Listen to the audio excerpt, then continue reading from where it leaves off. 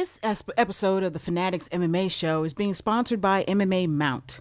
MMA Mount provides the latest in mixed martial arts news, interviews, and more. Follow MMA Mount on Twitter at MMA Mount, like them on Facebook, and visit their website, www.mmamount.com.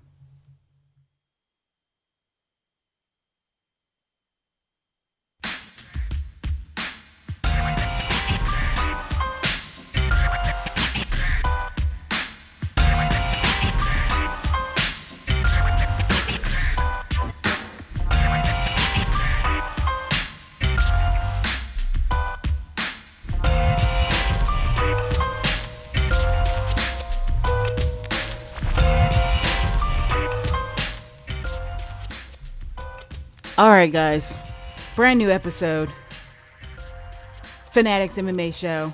I'm your host, Erica Lewis, and the music is a little too loud. Hold on, I'm sorry. I apologize. I'm over here jamming. All right, guys, can you hear me okay? Mm-hmm. Awesome. Yep. All right, so we got a brand new show today. We are joined by a special guest co-host. He's known as Tommy Toehold. Tommy, how are you doing? Doing great. Awesome. Of course, we always have David Wolf and Justin Cohey with us. Guys, you there? I'm here. Awesome. Here as well. I think Dave should have to howl every time we start the show. I think so, too. I like it. I think it's awesome. Okay, never mind. Don't say that anymore. Oh, rude. I thought it was awesome. Fuck you, Justin. All right, guys. Someone didn't have a drink yet. Oh, I want JT to come out. I'm right. Or TJ. Sorry, look at this. My dyslexia working out. TJ only comes out when he has his drinks. All right. So as usual, follow Fight Fans Radio on Twitter at Fight Fans Radio. You can actually tweet us on the show today at FanAddicts MMA. That's FanAddicts MMA. You can chat with us on our Facebook fan page, facebook.com/Fight Fans Radio. You can send a Twitter message to Justin as well, at Justin Cohey. And Tommy Toehold can be found at Tommy Toehold on Twitter. All right, so I'm just going to wrap real quick with Tommy Toehold. If you are not familiar with him, there's something wrong with you. I realize, Tommy, you haven't been doing this quite that long. We just talked about that before we got on air, but I think his videos are absolutely hilarious. You can find them at youtube.com/Tommy Toehold. Tell us a little bit about why you decided to do it.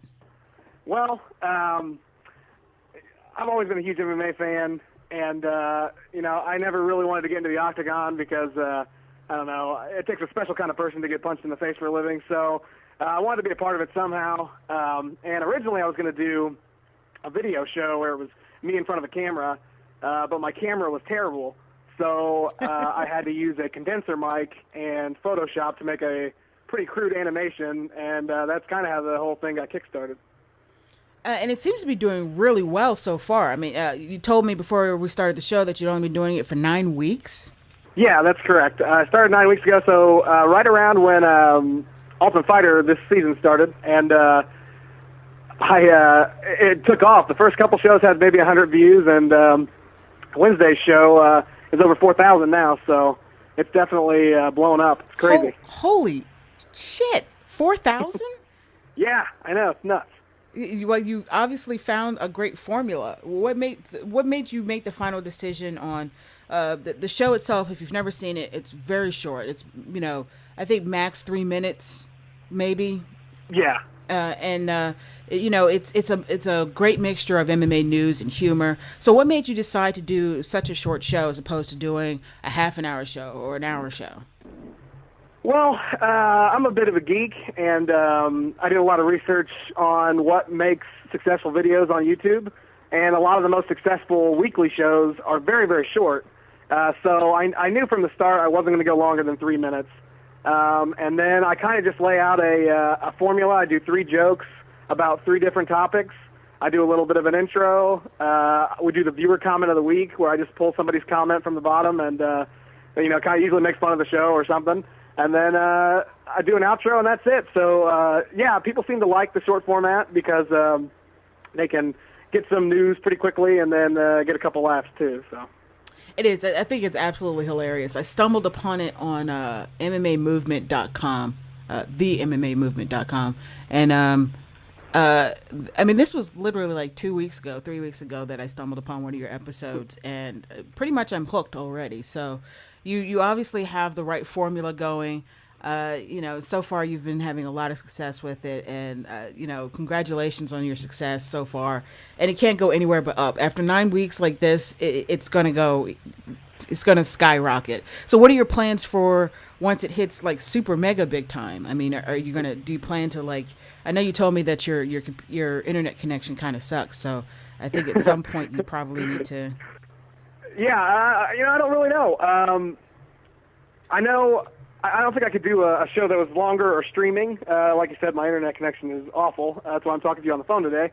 But I don't know. I mean, I plan to monetize it eventually. Definitely reach out to sponsors, and I've made room on Tommy's chest to put some logos on there. So I don't mind selling out to get some cash later on. But yeah, that's kind of the plan for now. And then maybe if it starts getting around 10,000 per video views-wise, I'll probably try to partner with YouTube as well. So. Oh, yeah, and from what I understand, that's actually a fairly decent little deal that they work out there where you can partner with them and make a little bit of cash. I hear it's not a lot of cash, but, some money is always better than no money. That's what I say. Yep, exactly. And speaking of which, we just want to give a real quick shout-out to today's sponsor for the FanAddicts MMA Show, and that is MMA Mount. You can visit them on the web. They are a UK-based MMA news website, MMAmount.com. They have been an absolutely awesome sponsor so far. And you can also follow them on Twitter at MMA Mount. All right, guys. So let's move on and talk about at least some of this week's fight announcements. We're going to start off with there. We will move on to our UFC on Fox 3 predictions, but let's start off with fight announcements from this week. One of them was Shogun Rua versus Thiago Silva. And it has been discussed that possibly Thiago Silva is kind of a lamb going to slaughter, that he really has never been as good as the UFC wants us to think he is. Do you guys agree? I do. Who has he ever beaten? I don't know. I think, when you look at Thiago Silva's, track record, maybe his biggest win was maybe Keith Jardine. Exactly. But he's put on exciting fights. I thought his fight with, in his fight with Rashad, he came in injured. Wanted to pull out of that fight, but financially they took care of him to get him to stay in that fight, and he actually, at one point, had Rashad pretty rocked. And if he hadn't been so gassed and tired of it or hurt, he might have been able to finish the fight. He looked like absolute garbage versus Machida, but, at that time, everyone kind of did. But, Thiago Silva is one of those weird guys where he's one of the few people that actually kind of falls into that middle of the road with the light heavyweight division, because we've talked about it before how, you've got the top guys like Rashad Evans, John Jones, Van Henderson, and then you've got the guys on the other end, like Krzysztof Szczecinski and Igor Pokrayets and, Fabio Milando. And then you have Thiago Silva, which I think he's in a kind of a unique position where he doesn't really belong in either group. So, and I don't know if I necessarily buy into the fact that he's being like a lamb being led to the slaughter, mostly just because of where Shogun is in his career. Shogun's very young, but in fight years, he's quite old. Yeah, he's pretty ancient. Several knee surgeries. Even in that win over Forrest Griffin, I thought he looked very heavy-footed. Didn't look like the youthful Shogun that we, had seen. So in the past. The competitiveness of this fight depends on Shogun being pretty much washed up. Yeah, exactly. I think pretty much. I think I think in order for Thiago Silva to win this fight, which I think is a winnable fight, if Shogun comes in, battle worn like he has looked in the past. I wouldn't disagree with that, but it doesn't speak to Thiago Silva being anything special at all. He's not a Shogun level fighter. in Shogun's time, in his prime. That's for sure. Yeah, Well, I a agree lot of with people. I mean, you could say that about a lot of fighters, though. Yeah, this would have been a lamb being led to slaughter, though, 5 years ago. Yeah, exactly. Tommy, did you have something to say? No, yeah, I agree. I mean, I think it's a great opportunity for Silva as far as to say he was able to beat Rua if he wins. But yeah, I kind of agree. It's Shogun's. I mean, like I said, he's young, but he is kind of on his way out, and I don't know. It'll be interesting to see what happens when they finally get in there, though. Yeah, I think I have to agree with what everybody's saying. Maybe 5 years ago, maybe even 3 years ago, it would have been more of a lamb to slaughter. But I have to give Shogun credit for being able to hang with Henderson the way he did in their fight. I mean, he was the first guy really that I can remember in recent memory who was able to take the H-bomb pretty much straight up on the chin and keep going. And despite those last 2 rounds looking absolutely awful in terms of both fighters' gas tanks, Shogun hung in there, and he actually won those last 2 rounds, at least on my card. So he is a tough, resilient fighter. Probably doesn't have the best cardio. I mean, but that shouldn't be an issue in this fight. I think Thiago has strong enough stand up that I think it'll be an interesting back and forth for a while before probably Shogun will be able to outshine him a little bit in terms of technique. But I think it'll be a good back and forth stand up fight for a while. Shogun's got to be breathing a sigh of relief that it's not a wrestler. Well, I mean, you bring up an interesting point there, Eric. I mean, we've seen Thiago Silva take people down and exercise good top control, like specifically, and I mean, I'm going to mention the Brandon Vera fight, which he eventually pissed hot for, but he took Brandon down pretty much at will and kept him down. He pissed really non-human. He didn't piss hot. He pissed non-human. Well, but okay. But at the same time, if you look at Shogun's takedown defense, I mean, it's good, but it's not anything spectacular, especially with the way the shape his knees are these days. So I mean, I think that would have to be something that Shogun would have to worry about is the takedown. But wouldn't you say, like, in that in the brain fart in the Henderson fight, Dan Henderson being an Olympic level wrestler, despite him being tired, I still think his top game is probably just as strong as Thiago Silva's, even when he's that tired. Just given his absolutely. technique. And the fact that Shogun was able to reverse some of those positions gives me confidence in his ability to deal with Silva's. Maybe not so much. You mean Dan Henderson in the 4th and 5th rounds? Yes. Totally gassed? I'm not sure I agree. I mean, do you really think Thiago Silva's wrestling is that good? I just think Dan Henderson's got nothing at that point. I think his nothing is as good as Thiago Silva's something. I don't know.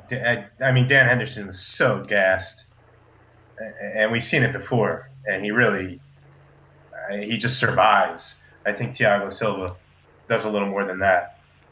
I'm not a fan, obviously. In fact, I detest him. I hate the guy. I hope he gets his ass kicked every time he goes in there. I want to see him get knocked out. Well, we might actually get to see that. I don't know. I think Shogun might give him some fits on the feet. All right, so let's move on. Probably this next fight, I gotta say, I'm very, very excited for Ryan Bader versus Lyoto Machida. You just dislike Bader as much as I dislike Thiago Silva. I mean, that may be true. I refuse Bader's to. getting that's a lamb being led to slaughter. I think so Please, too. Ryan Bader gets a win over an unmotivated and out of shape and injured Rampage, and now he's in there with Lyoto Machida. Oh, that's going to be horrible for Ryan Bader. I mean, when Machida was in the cage with Jones had a really difficult time, especially in that first round. Bader Getting off is not any at kind his of level. wrestling. I don't know. Ryan Bader is going to try and wrestle Lyoto Machida. He's going to discover that Lyoto Machida has excellent takedown defense, which he does. And then he's going to be this fish out of water, and he's going to do his typical jab, jab, jab, overhand right. Jab, jab, jab, overhand right. I really think this is a mismatch. I mean, I guess Bader has a chance if he could take Machida down. I just don't see him taking Machida down and keeping him down. Machida's still a top level guy, and Ryan Bader is like mid level at best. Yeah, I agree. I don't see Ryan Bader doing much at all in this fight. I mean, I kind of get the progression. I mean, you know, he lost to Tito, okay, then he fought Jason Brills, won, he beat Jackson, won, and I guess they're going to try to move him back up to high-level competition. But, man, that is just an ass-whooping waiting to happen, in my opinion. It's going to be glorious. You do hate Ryan Bader.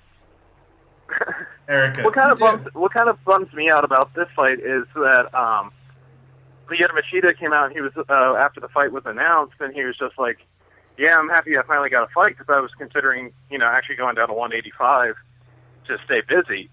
Because he says, "Oh yeah, I walk around at like 211 pounds." I was like, "Oh my god, I would love to see Machida at middleweight." Yeah. There are actually quite a few guys at 205, I think, at this point that we would love to see at 185. Guys who kind of... And there's one guy I'd love to see at 225. Who? Oh, God. Take a wild guess. Yeah. The king of the division. Yeah.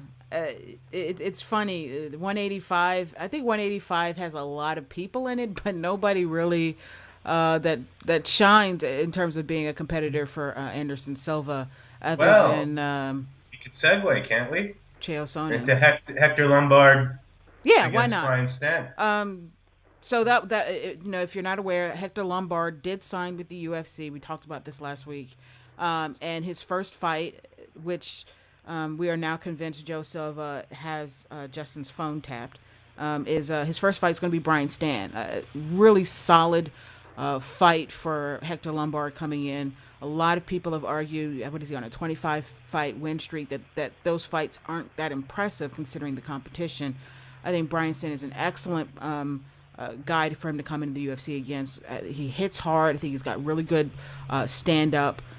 His wrestling obviously is his weakness, but he's shown some sort of improvement in that area, at least. I mean, his jiu-jitsu is fairly decent. He's got a couple of submissions up underneath his belt, and it's something that he's been working on. So what do you guys think about this particular fight? I mean, obviously, I think it's amazing, but do any of you disagree? It's a good test to see what Lombard's made out of. We really don't know. He's got 25 fights, whatever. The quality of the competition hasn't been there. Brian Stann's going to be a good first test to see where exactly he stands. Is he top 10? Is he top 5? Hector Lombard, he's got crazy judo, great stand-up, and apparently there's some legitimate bad blood between these guys based on training together. And Lombard, a lot of people complain about Lombard taking liberties and hurting them while training. And I guess something happened with Brian Stann. I'm not aware of the specifics. I don't know if any of you are. I haven't heard anything about him with Brian Stann. I've heard, at times that when he was at training at American Top Team, he was a little more rough with people than people would want during training. And there was another story the guys mentioned it on Tethered yesterday, where Lombard and Josh Barnett kind of got into it at practice, and one of the coaches is basically just following them around the mat with a mop, cleaning up blood because they just kind of beat the hell out of each other. Ew. But I haven't heard anything about bad blood with Brian Stann. It's because Brian Stann is he's a gentleman. He never talks about stuff like that. Captain America. He's Captain America. He's really Brian. We should talk about how great Brian Stann is on the mic, and analyzing fights, etc. He really is tremendous. Yeah. And I think this is a Fox fight, so he's a great promoter. He's a good guy to have in there. I think he's a more talented modern day Randy Couture, with less divorces. He's more talented than Randy Couture? Oh God, yes. Are you kidding? Really? Yes. Randy Couture is a phenomenal wrestler. Don't get me wrong, Randy Couture is a phenomenal wrestler, but when you end your career at 19 and 10, But look who he's beaten. He didn't have any easy fights in there. Brian Stann is better than Randy Couture. I think he is. I think he has the potential at least to be. Disagree. I think Randy Couture lives more so on his legendary status than his actual skill level. But that's, He that's beat my Chuck opinion. Liddell, beat Tim Sylvia. Yeah. I mean, it's Tim Sylvia. I'm not sure which Yeah, one but for me. You know, Brian Stan is a very good fighter. Don't get me wrong, but he's not Anderson Silva. Randy Couture's he was heavyweight champion. He was light heavyweight champion, You and don't think Brian he didn't Stan just will? defeat nobodies. I mean, he beat Tim Sylvia when Sylvia was beating people. He beat Chuck Liddell when Liddell was supposed to beat him. Anyone that was ever supposed to, he beat Vitor Belfort when Belfort was probably better than he is now. Beat Tito Ortiz as well. Beat the hell out of him. Yeah, it was smacking his ass at the end of the fight. I don't know if Brian Stan would ever beat that level of competition. I think Brian Stan would, especially a Tito Ortiz. But Tito at that time versus Tito now. Oh my God! I mean, that's Tito at that time was fighting a style that was very one-dimensional. He wasn't a. It was a little unevolved. Fighter. So Say what? It's just a little hard to. There have been such changes in MMA over just 2 years that it's hard to really compare time periods. But like Randy Couture, yeah, you can't really. I don't know. Like in boxing, you can look at records to some extent, but in MMA, it's a little different, especially with Randy Couture's record. I mean, if you just look at the record, it's one thing, but Randy Couture he was a great MMA fighter. I'm not really prepared to say that about Brian Stan. I don't think I ever will be. See, and I think you're counting him out. I think he's a guy who has shown great improvement since he became a fighter. He continues to show great improvement. Randy Couture, again, I think he lives off of his status more than anything else. Especially the last few years, the guys that he was beating. I mean, he got gifted. He was 46 years old by then. Yes, I mean, and he was still kicking ass. I mean, he was kicking ass by losing, if that's what you mean. He didn't lose all the time. He was still competitive with Brock Lesnar even in his 40s. Then he was. I think he lost the fight, but he was competitive with in Brandon the 9 Vera. fights since he came back to the UFC. 5-4. Do you think that's an impressive record? Like you think that makes him impressive? I don't think you could just look at the record. And that includes James Toney and Mark Coleman. And it's Randy Couture after the age of 45. And a gifted win over Brandon Vera. Yeah, but he was still competitive with Brandon. I think he lost the fight, but he was still very competitive. And he lost to Valentin Overeem. I mean, I don't know. Oh, come on, that was like 20 years ago.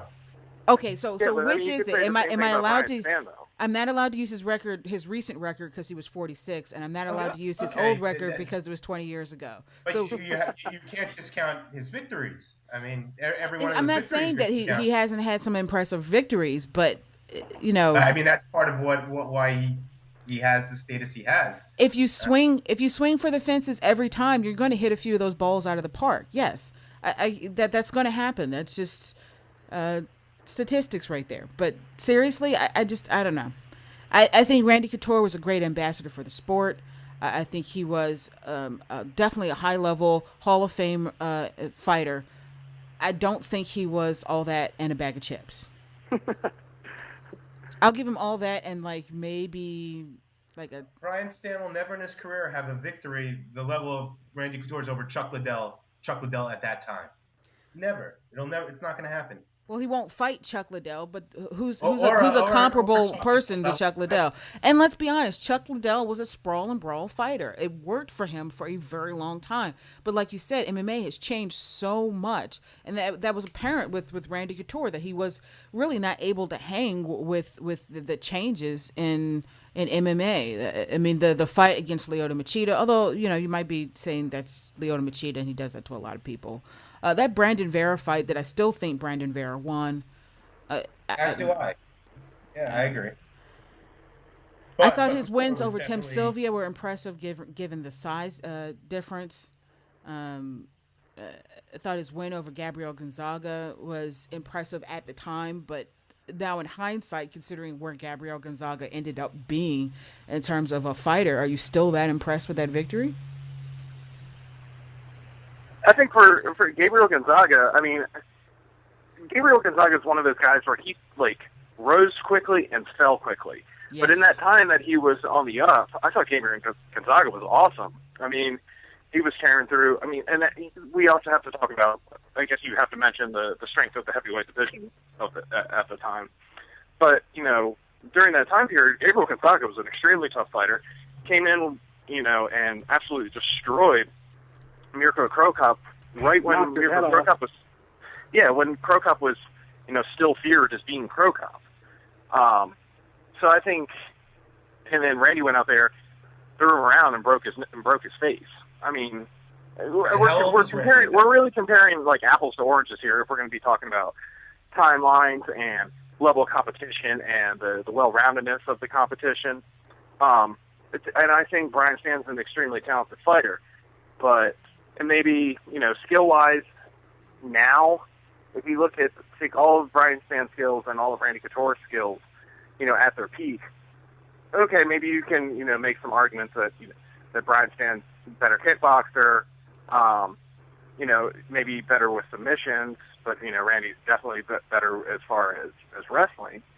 But I don't know. It's a really difficult conversation to have if we're going to continue to add variables. Do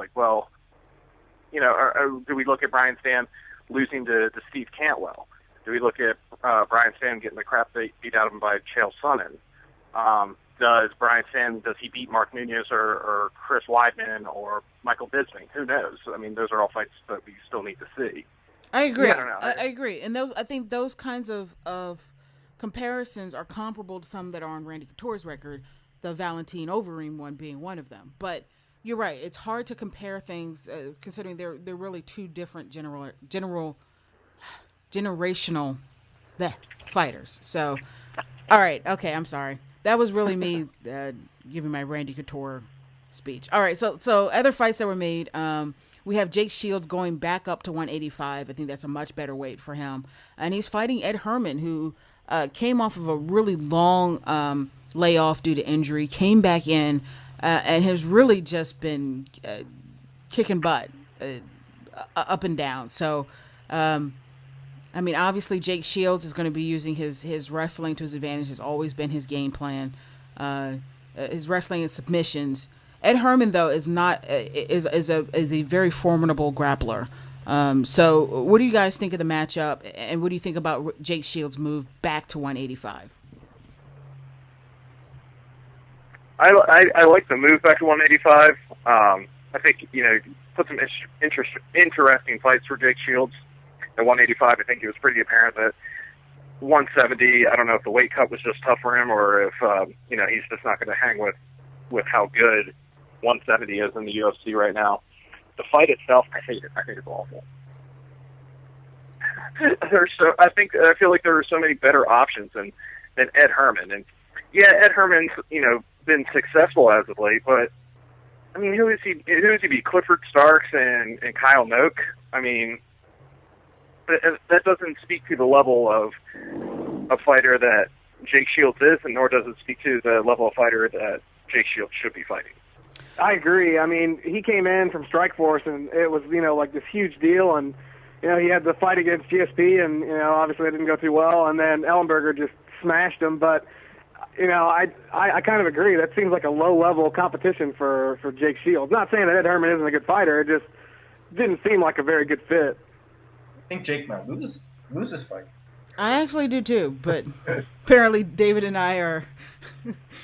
I don't know. I just don't think Jake has looked that good in UFC or even in Strikeforce to that, and especially a stand-up. I don't know. I think Jake could be in trouble here, actually. Whether they should have made the fight is another question, but I think Ed Herman's going to win this fight. And one of the things that I'm always saying on this show, and again, I just had somebody tweet me the number to call here if you want to call me an idiot for saying bad things about your favorite fighters. It's 410-988-6525. But the thing I'm always saying on this show is when you're put up against fighters that are less than you, that are not up to your level in competition, you get rid of them, and you get rid of them quickly. And Ed Herman has kind of shown that, hasn't he? I mean, against his fights. I mean, you guys mentioned Kyle Noak and Clifford Starks. But he came in those fights. If I remember, the Kyle Noak he ended it in the first round, and I think the Clifford Starks one he ended in the first round as well, if I'm not mistaken. Second round. I'm sorry. For some reason I was thinking Ed Herman and I typed in Clifford Starks. Oh, but and then don't forget that he came in with a first round win over Tim Credeur, who, as much as I love Tim, I think Tim is an amazing guy. And obviously not up to Ed Herman's level, and he showed that with a 48-second knockout. He came in against Kyle Noak. I like Kyle Noak. He helped protect the Crocodile Hunter. Probably not as well as he should have, but, he did a fairly decent job. Was that too soon? Is that too soon? Kyle Noak came in with some, even though it has nothing to do with MMA, it gave him some recognizability. And I think people were expecting a lot from him. His first couple of fights, he looked really impressive in. I think the UFC thought he was on his way up, and he might be eventually still a young fighter, but he came in against Ed Herman. Ed Herman said, I don't think so. Clifford Starks, same thing. Clifford Starks came in with a lot of hullabaloo about his wrestling and his power in his hands. And Ed Herman said he definitely hits hard, but Ed Herman came in that first round, he got knocked around a little bit and got tired of it. And in the second round, he finished it. So the fact that he's finishing these fights and these fights aren't being dragged out to decisions, which to me, if a fight is dragged out to a decision, it means that the guy that you're fighting is somewhere either on par with you or you're fighting wrong. In my opinion, you're either fighting too cautiously, something happened, you broke your hand. I think fighting to a decision, unless you're Ben Askren, then maybe you're just not that talented and all you can use is your wrestling. Ben Askren fights wrong. He does. He does a lot of things wrong, like wearing those boxing shorts in the cage. It really bothers me, mostly because they have to be pulled up so high, and it makes me really uncomfortable. Is that weird? No? A little strange. I hate you all. I don't know. I think Ed Herman. We haven't quite seen what Ed Herman's limit is just yet, based on the competition he's fought so far. And I think Jake's.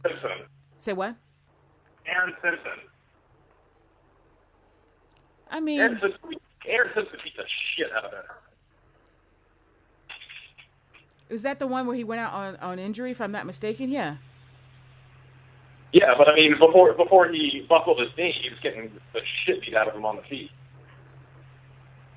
You get someone with good takedown defense and good hands. That's your number. Jake Shields doesn't have good hands. No, he doesn't. That's true.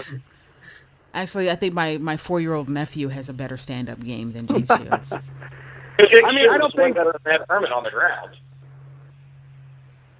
And I think Jake Shields trying to take Ed Herman to the ground. I think he's going to be successful in taking Ed Herman to the ground. I just don't know if he'll be successful, as successful on the ground against Ed Herman as he has been against other opponents. I think Ed Herman's ground game is vastly underrated. I don't have anything against Ed Herman. I just don't think he's special. I don't think this string of wins that he had. I don't think it speaks to some comeback or something that we missed as far as Ed Herman in the past. I just think he's facing guys that he probably could and should beat, and now he's going to face a guy who he shouldn't beat and probably won't. I feel like we need to put some cash monies on the line with this fight. Cash monies. No? Your mama. Oh, rude. She's in the next room. I will. You just made a Cash Money's reference from the Yo Mama show, and I can't say Yo Mama. Oh, well, I guess it's fair enough. All right. Let's move on to the last matchup that we're going to talk about before we move on. Jake Shields. damn it, we just talked about that. Travis Brown versus Ben Rothwell. You know, Ben Rothwell is coming off of a KO victory over Brendan Schaub. At this point, I'm thinking, again, I think my 4-year-old nephew with his better than average Jake Shields like stand up could probably knock out Brendan Schaub. Where does he train? He trains in the living room. Like those guys on that show Cage. Yes. You funny. So Travis Brown is a team lawyer, even fighter. So I'm gonna let David go ahead and talk about what I don't think he is anymore. Oh, actually. really? Yeah. No, he trains at Jackson's now. Yeah, I don't think. Oh, he is. well, since he used to be a team lawyer, even fighter, did we want him to lose now, David? I'm looking to you. No. I don't even know the story behind it, but I think he's going to win this fight. Ben Rothwell, I mean, he beat Brendan Schaub, but it's Brendan Schaub. If David wants to talk about a Team Lloyd Irvin fighter, we could talk about Ross Pearson's DUI. Oh, what a dick! What a dick! And like, you're not drinking right now. I'm not. I'm drinking water, actually. Thank you. What a dick! You had to bring that up. Well, you know, I saw an interview with Dana White. You know, the post UFC on Fox 3 scrum. He does like a little media scrum after all the. What the fuck is a scrum? I'm sorry. Do you really want to know? Yeah, like I'm seeing the word lately, and I actually am not familiar with it. So scrum is a term that well, especially in the business world, it's used to mean like a meeting. Basically, it's like this powwow. Scrum is also what they call in rugby. Why don't they just call it a meeting? Because scrum sounds cooler. I mean, am I wrong? Scrum sounds cooler because you have people say. I'm seeing a lot of scrum lately, and it seemed to come out of nowhere. Scrum is also. I think these used to be referred to as meetings. Scrum is also what they call in rugby. Like, you know, in rugby, when they're all together in that big pile and they're fighting back and forth over the ball, that is also called a scrum. Rugby, like English sports, where Australian rules football on ESPN. Well, no, I mean that's why it's because it's literally a bunch of reporters all mashed together, jamming their kind of pushing around, trying to get their microphones and answer questions, and so it's it's a little chaotic.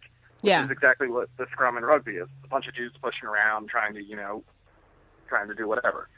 So I think that's where they're getting the idea. I'm not familiar with rugby, not familiar with scrum. Thank you for explaining it to me. I'm sorry. No, because there's probably a lot of people who have no idea what that is. Because to be honest with you, I didn't really have any idea what that was until I started working a job that started using scrum as it's like a project management tool. It's actually the name of like the system that they use, and I had no idea what a scrum was. I was like, I don't know what you're talking about. It sounds dirty, and I'm offended. And then they explained it to me, and I dropped. It does sound vaguely dirty. Great word. Okay, I was going to get a little bit more detailed about that, but we won't. All right, so I agree with David's assessment. So I think Ben Rothwell's win over Brendan Schaub was. It was a nice highlight reel KO, but given the deficiencies that Schaub has in his stand up defense, first off, and then how much of a well, your 4-year-old nephew kicked his ass. Yes, he totally could in the gym. He really could. They were cleaning up the blood afterwards, like it was Brian Stan against Hector Lombard. It was very. Then I gave him a cookie afterwards for such a good job, and he was very happy. And some goldfish. He likes the goldfish. But I just don't. This is Do you think this means Travis Brown himself is on the rise with this type of matchup? Do you think that seems like the UFC has been impressed with him, at least his last couple of victories and the submission win that he had recently? That was that? Am I thinking Travis Brown? Yeah, great. Yeah. Do we agree? Yeah, definitely. Yeah, it's a nice arm triangle. Yeah, I think they see something with Brown. I don't know if he'll ever wear gold or anything, but I think he's a talented fighter. He's very young. He's 6'7", 250 pounds, covered in tattoos, and he beats the hell out of people. He's marketable. Training with Jackson, so I mean, he's not super young though, right? I don't know. I mean, anything younger than you is young. Oh, the age jokes come wow. out. from Ross Pearson's DUI to calling me an old man. I don't know. And he's telling me he's drinking water. I'm not buying it. FanAddicts right now.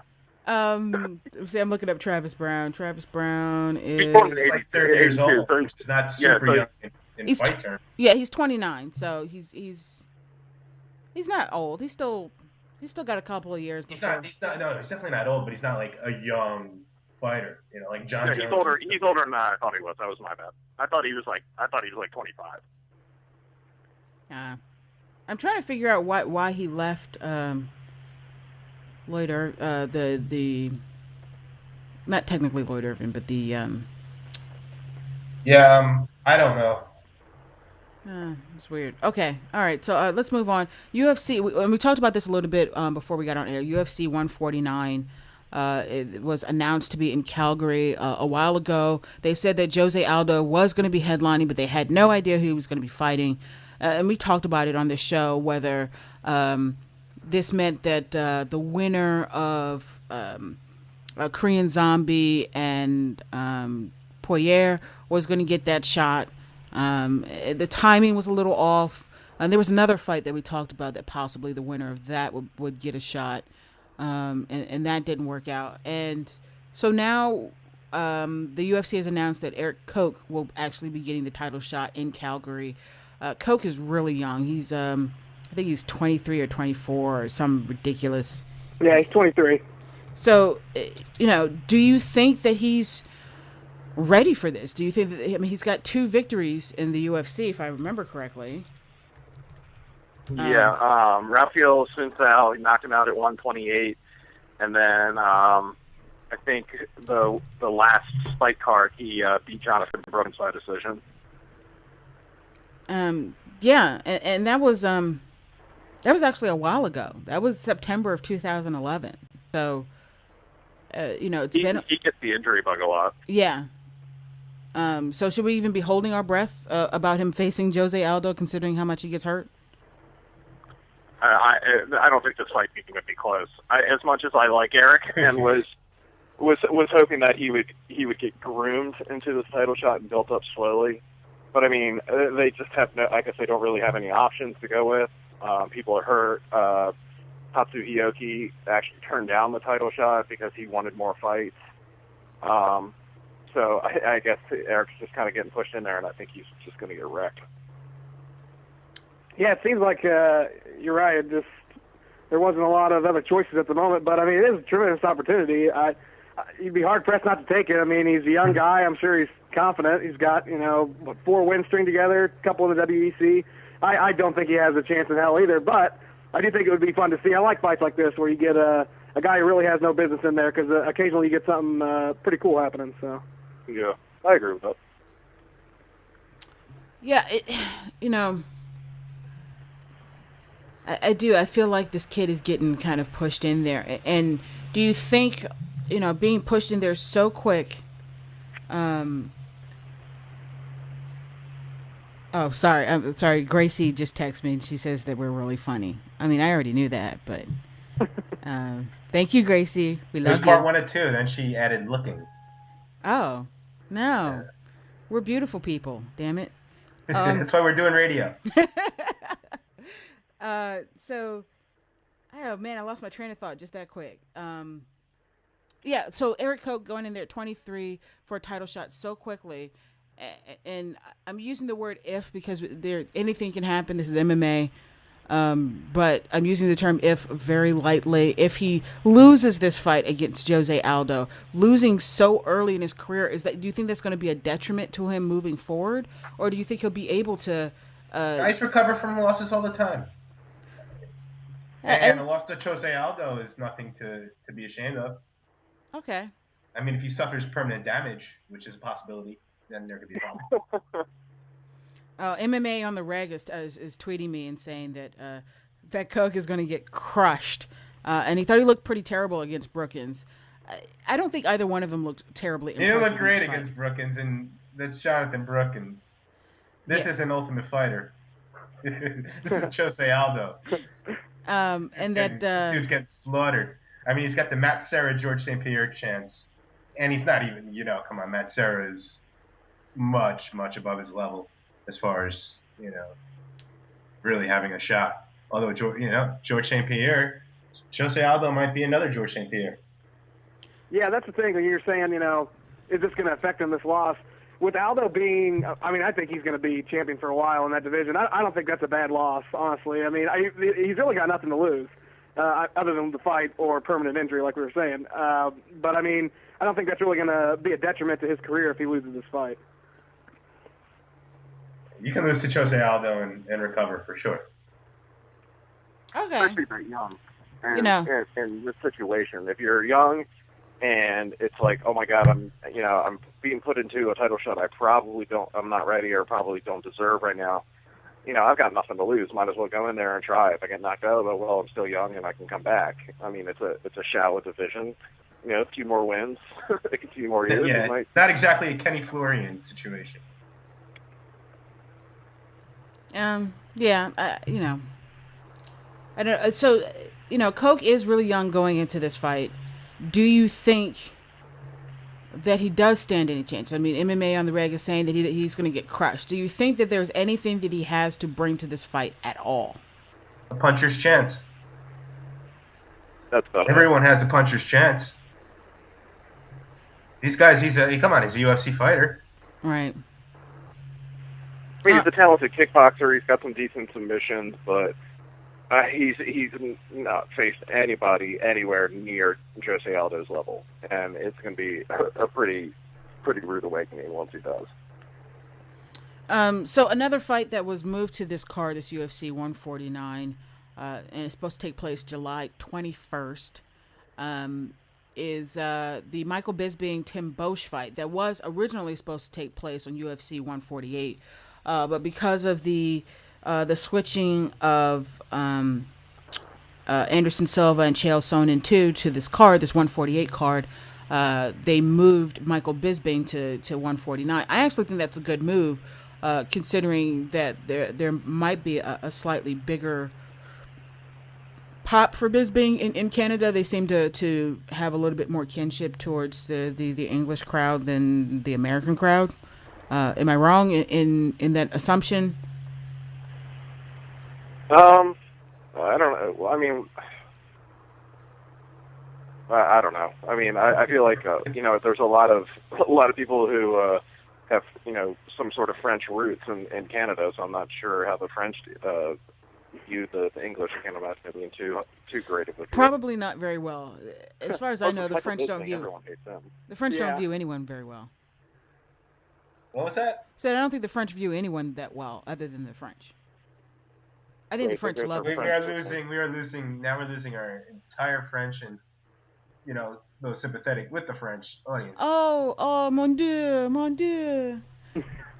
Oh, I'm sorry, my little Frenchies. I love you. I also think French is the sexiest language out there. So. Don't surrender. I probably could convince him to. Oh boy. All right. Do you remember when they had the French fighter on Ultimate Fighter? He's like, I want to show the world that French aren't pussies, and then he quit. Yes, and he quit on the stool. That was a great Ultimate Fighter moment. That was great moments in Ultimate Fighter history. Maybe that really was. That's tremendous. I think maybe we should have a show. The French are tough. We're not pussies. I think we should have a show after the end of this season of The Ultimate Fighter.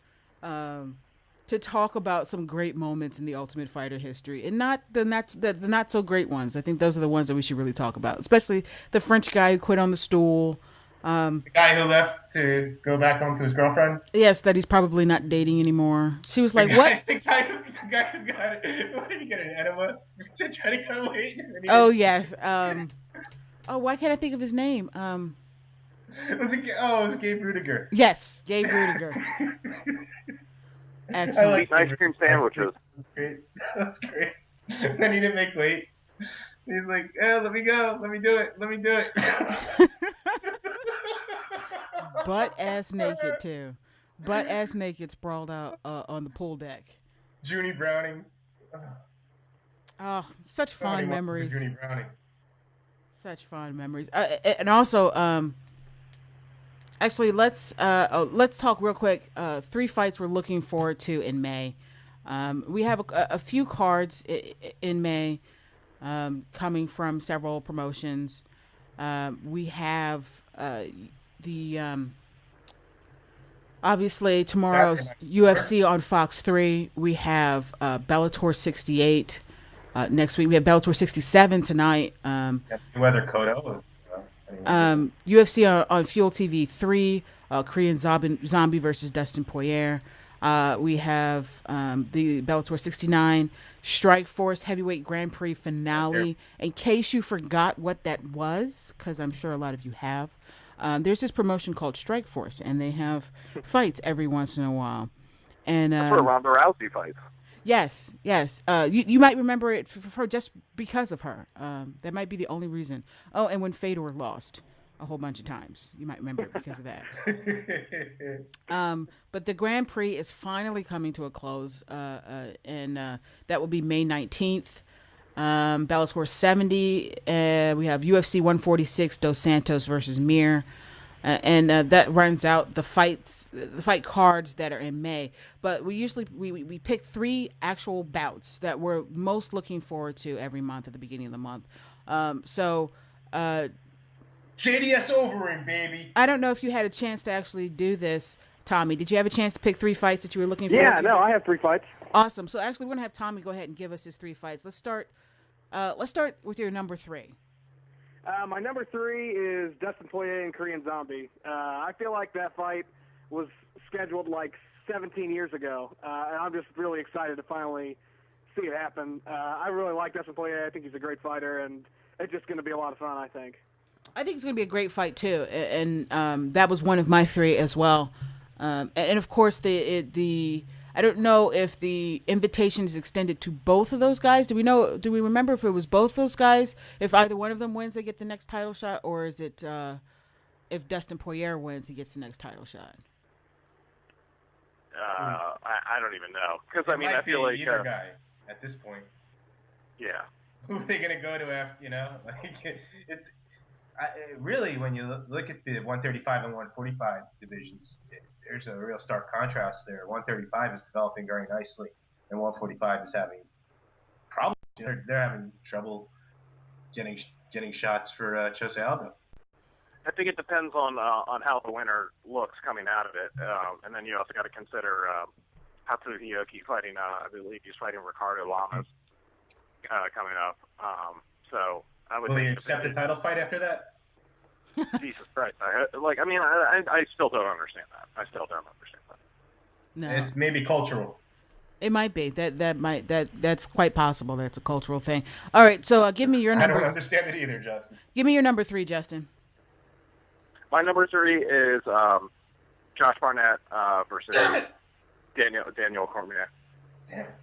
That was my number 3 as well. Damn it, mine too. But give me your reasons behind why that's your number 3. I'm really boring. I'm going to pick a whole bunch of main events. We actually saw some pretty cool matchups, this past month in April. But I think the May cards have really kind of suffered from injuries and card shifting and that sort of thing. Drug failures. Exactly. So, and I'm a big fan of both fighters. I thought Josh Barnett he's looked really good, and hopefully if he stays clean, he'll continue to look this good. And at the same time, I think Daniel Cormier is going to be really something special in the UFC when he eventually moves over there. I thought he looked fantastic against Bigfoot Silva. Really got his name out there by knocking the hell out of him, and I think it's going to be a really close, competitive fight. I think Barnett's probably better on the ground thanks to his catch wrestling skills. But at the same time, I think Daniel Cormier, he's not the biggest heavyweight, but he still packs a lot of power, and he's fast for someone his size. So I think it's going to be a really interesting matchup. Yeah, I agree. All right, so Tommy, we're coming back to you. What was your number 2 pick?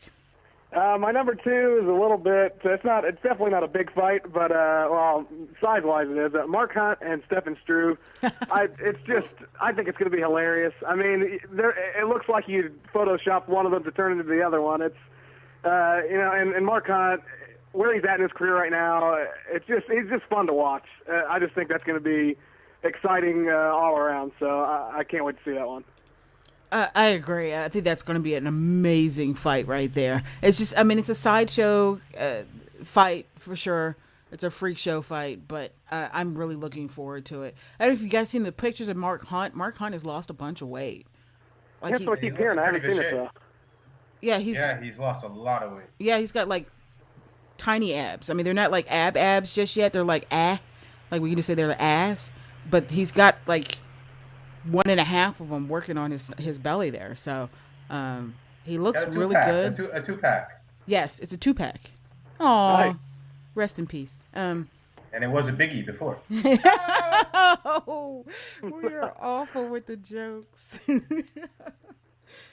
So I agree. I think that's going to be a really fun fight for a lot of fans. And after Overeem got pushed out of the title fight against Junior Dos Santos, there was a huge movement to get Mark Hunt that shot. I'm glad the UFC didn't cave in on that. I mean, it was cute. I thought it was funny, but I didn't think it should be a reality. But it seems like Mark Hunt is taking himself a little more serious this time. I mean, he kind of took the remaining fight on his contract with the UFC, like, why not? And now he finds himself on a 3-fight win streak and in the UFC. He's fighting somebody, Stefan Struve. I would call him, considering how shallow the heavyweight division is for the UFC, I would say middle of the road heavyweight. With a win over Stefan Struve, he definitely is going to start getting some real competition. So I'm impressed with Mark Hunt's rise thus far, and I hope we get to continue to see it. I hope it's this weird anomaly where he wins like 7 fights in a row, and the UFC's like, God damn it, we got to give him a title fight. He's won 7 damn fights in a row, and then we get to see Mark Hunt get annihilated by JDS. But it should be a really entertaining fight. 7 fights in a row. I think you're going to have Cain Velasquez as champion by that time. You think? Oh, I do want to see Cain Velasquez fight JDS again for the title. All right. So number 2. Who was your number 2, Justin? My number 2 is crap. I'm forgetting. Damn it. He's drunk. He's drunk. Hold on. He's drinking. Hold He's on, drunk. my notes. Water my ass. Water. You want to move on to me and go back to Justin? Christ. It's tomorrow's main event. Jim Miller versus Nate Diaz. Okay, let's talk to us a little bit about that fight. It was obscure. I can understand you forgetting that one. Continue. Yeah, shut up, David. No, I just think it's a really interesting fight. I think the 155 division in the UFC was starting to settle out, and now it's starting to get really exciting and kind of spontaneous again. So we've seen Nate Diaz lose a bunch of fights at 155, go up to 170, get a couple wins there, and then eventually move back to 155 after some tough losses. Really researched his career. That's a big thing, Dave, because when you take a look at the tomorrow night's is that me? fights, Mayweather is a promoter, Miguel Cotto's a promoter. Oh, Was that you, Erica? that might have been me. I apologize. You're surfing the web instead of listening to Justin? No, I totally was. I was checking our Twitter account, and it started. It wasn't my fault. Go ahead, Justin. I'm sorry. Anyway, I was just saying I think it's cool to see Nate Diaz come back and be a really solid fighter. Really exciting win over Donald Cerrone. But at the same time, he's fighting a guy who is probably one of my favorite guys at 155 in Jim Miller. We can talk about Diaz's win over Donald Cerrone, but I don't know if Diaz is ready to face someone of the caliber of Jim Miller with his wrestling background. But at the same time, Diaz is so much longer than Miller and really progressed his boxing over the past few fights. So I think it's stylistically, I think it's a really cool matchup, and I'm excited to watch it. Yeah, I think it's going to be a really exciting main event. And it's funny, over Twitter, I was talking with, who was I talking with? On Twitter about their UFC on Fox picks. And Justin, of course, interjected that he disagreed with my picks, that I had my. I bet 2 or 4. Yes, 2 or 4 of them, but one of them, we are going to get to our prediction segment here shortly, but one of them, I picked Diaz to win the main event against Jim Miller, and that is purely because I'm a Diaz brother fan. I love the Diaz brothers. I think they're awesome. They're cool peeps. I'd like to hang out with them sometime. And I think the win over Donald Cerrone was fairly significant for in terms of Nate Diaz's skills and where they are right now. So, but you're right. I think that Jim Miller's wrestling is going to be a serious test for him, and we'll see exactly. We'll see all of that tomorrow. David, what was your number 2? My number 2 is I forgot. Hang on, it's right here. Hang on. Hang on a second. I have it right here. David is such an asshole. I love it. Maybe I do need to have a drink. Maybe I'm not even. Oh, you really haven't had a drink yet? No. I'm sorry, Justin. I promise. Okay. Well, my number 2 is Gilbert Melendez against Josh Thompson at Strikeforce. They've had 2 previous fights, and their second fight was one of the great MMA fights of all time. I know Josh Thompson's last fight was nothing to write home about, but I think Gilbert brings out the best in him, and I'm really looking forward to this one.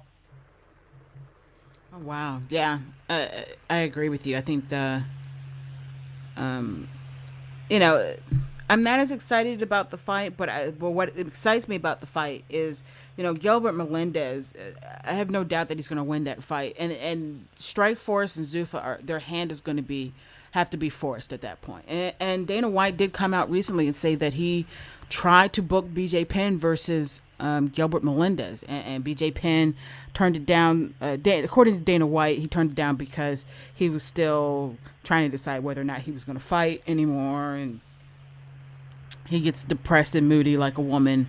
So I'm guessing he was eating lots of chocolate and ice cream. And I read he's out of retirement now. Yeah, of course. I think maybe the bigger part of it might have been that he didn't want to. Going from the UFC to Strikeforce, even for what may be seen as a super fight for Strikeforce, it could be seen as a step down in your career. And BJ Penn is not where he was, but I think that would, if he goes down there and he loses to Melendez, I think he has more to lose than to win in that matchup. So he turned it down. I would have liked to have seen it, don't get me wrong, but I understand why BJ Penn turned it down. All right, Tommy, back to you. What was your number 1 fight that you're looking forward to in the month of May? Well, it's not the fight it was supposed to be, but I really do want to see JDS and Mir. And it's really only probably because of the situation. This whole thing has been such a fiasco, and, for the card kept switching around all over the place.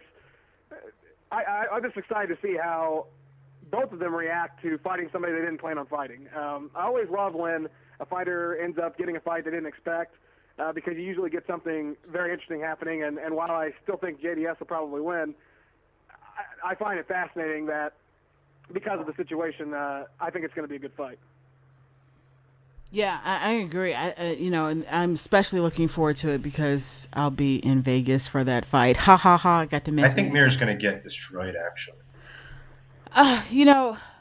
he better look a whole lot better than he looked against Nog until that last second. I mean, I guess if he can get JDS down and keep him down, he's got a chance. But I know why they placed Frank Mir in that fight. But I just don't think that it's going to be all that competitive. I would really think in that fight that Frank Mir's greatest chance has to be on the ground. I mean, it's an unknown variable with JDS, but he's got to know that his stand-up is not going to be.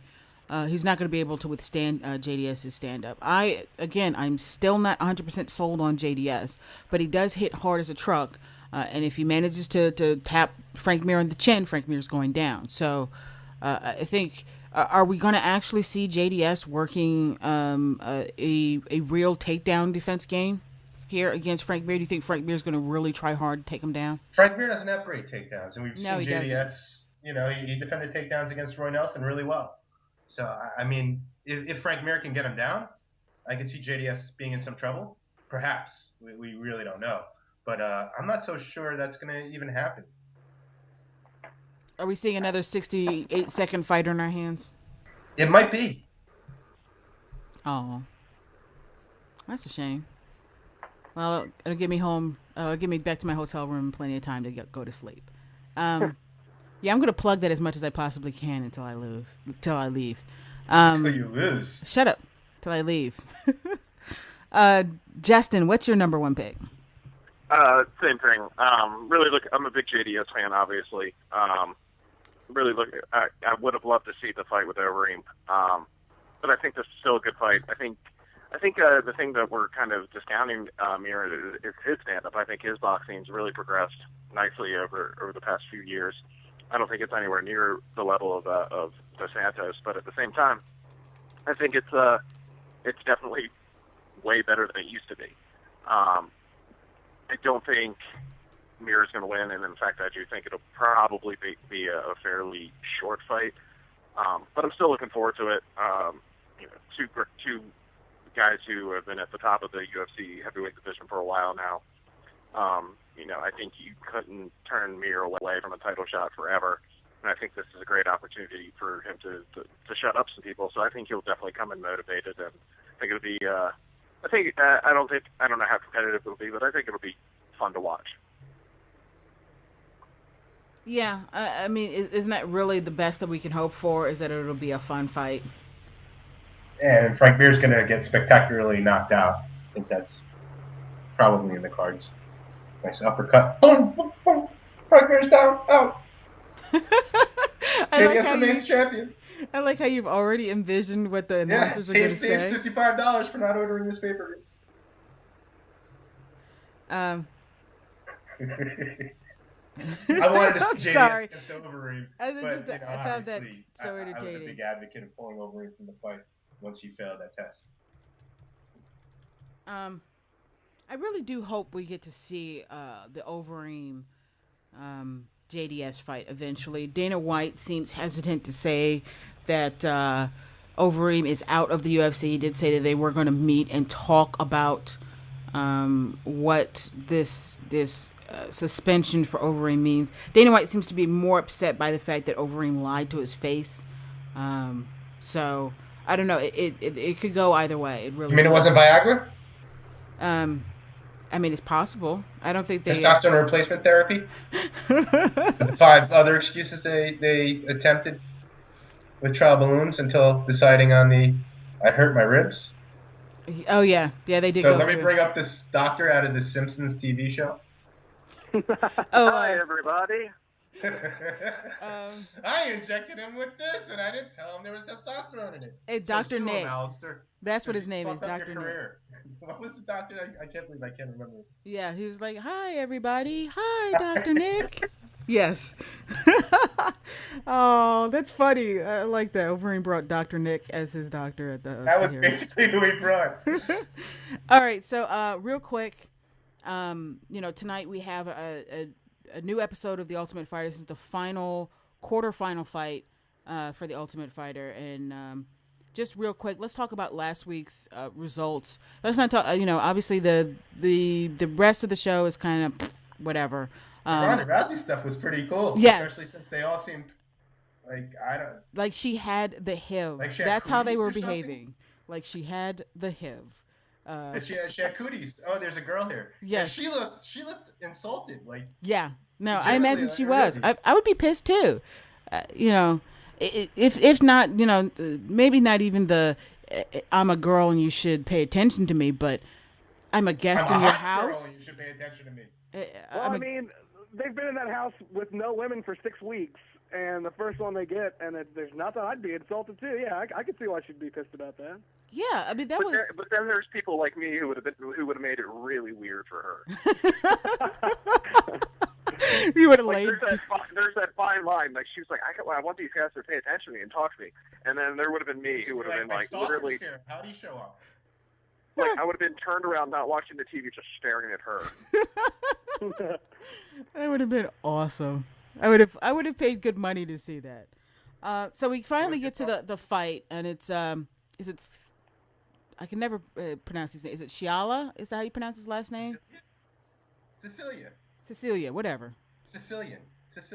And he fought. And he got screwed. I think he got majorly screwed. Tell me that. How did that second round not go to Cecilia? The first round was close, and I could see it going to the other dude, but my lord, the guy got fucked. Yeah, he really did. I mean, did everybody see that fight? No. Nope, I didn't get to see it. All right. Yeah, this guy got fucked. Yeah. Like, this was one of the big fucks ever, because he won the second round big and somehow lost. Yeah, it should have gone to a third round, if anything. Yeah. And you could even argue that Cecilia won that first round. And then they announced a split decision, and he lost. Yeah, I was pretty amazed that he lost that fight. At the very bare minimum, it should have gone to a third round. And I definitely had Cecilia winning that second round by far. He had, I can't even remember the other guy's name. It was like, it wasn't even, this was so strange. Yeah, it really, really was. If you're going to talk about judging, then there's one thing that I did notice today that I think is pretty cool is Ricardo Almeida is going to be making his debut as a judge tomorrow night for the UFC fight, which I think is been a long time coming as some experienced MMA fighters getting into judging. I think it's going to be a fantastic. In theory, it sounds good, and in practice, they fuck up as well. Like, it's, he's not the first guy to do this, and it's just, really, I don't know. Well, he'll either be the only person who's actually on point the whole night, like his numbers will come back and they'll make sense, and everybody else will be like 32, 6, and 4. You're like, where did you get these numbers from? I don't understand. These aren't even like viable numbers. Yeah, I think it's going to be like that. But I agree. I think we need to have more retired MMA fighters making that transition to judging and to reffing, and they do. Some of them do it for smaller promotions, and we've seen that. But making the move to so that they can be refs and judges for the bigger promotions. I think there's a small conflict of interest, though, sometimes, but maybe for some commissions, they might not even allow you to do that, especially for an organization you used to work for. But I really would like to see that more often. I agree with Justin on that. So tonight we have a brand new episode of The Ultimate Fighter. The numbers for The Ultimate Fighter are just awful. Last week's were even worse than the week before. Dana White is saying that FX is happy with the numbers. I'm sure they are compared to what they were, what FX's numbers. He's a spin doctor. He should be here in DC. He really should be. And it makes sense that they would be pleased that their numbers are better than what they're used to having on Friday nights. But they didn't put The Ultimate Fighter on FX to get just slightly better numbers than what they were getting before. They put it on there to get the numbers that The Ultimate Fighter was pulling in on Spike, and that's just not happening. If FX is pleased, does that mean UFC should be? No. No. Really, Ultimate Fighter is supposed to build, to pay-per-views and to make money. So, just because FX is pleased with the numbers, and maybe they are to some extent or another, it's kind of a straw man argument right there. The real issue is, should UFC be pleased that Ultimate Fighter is declining? Yeah, and it is. It seems to be every once in a while it gets a little bump and then it just falls back down. Tommy, just real quick, I mean, we talk about this a lot on the show. We talk about the numbers that the UFC is pulling in on Fox, and obviously their numbers on Fox itself. And tomorrow night's show will obviously be a topic of discussion as well. In terms of the numbers we predict it will pull in, considering that it quote unquote lacks star power. But the Ultimate Fighter has been pulling in awful numbers. The FX shows have been pulling in awful numbers. And of course the Fuel numbers are. I don't think we really should consider those, considering Fuel is in so few homes. It's probably not 100% fair to really draw that comparison. Isn't it in 11%? No, it must be more than that by now. More homes? Since this alliance took shape? Why isn't Dana still bragging about that? We're in 15% more homes right now. It's like 8 I people. still can't fucking watch it. 8 people get it. But Tommy, what are your thoughts on these numbers? Do you think that they're just the growing pains of the UFC being on their first year being a Fox affiliated sport, or do you think this is that it was maybe a bad move, or maybe they didn't do the move correctly? What are your thoughts? Well, I mean, I think it's part of the growing. I think the UFC wants to think that they're like, up there with the mainstream sports, but they're really not yet. I mean, I do think someday if it continues to grow, it will get there, but it's really not at the moment. So they might be disappointed because it's not growing as fast as they think. But, I mean, I think the fight numbers are pretty good. They've been at least decent on the events on Fox.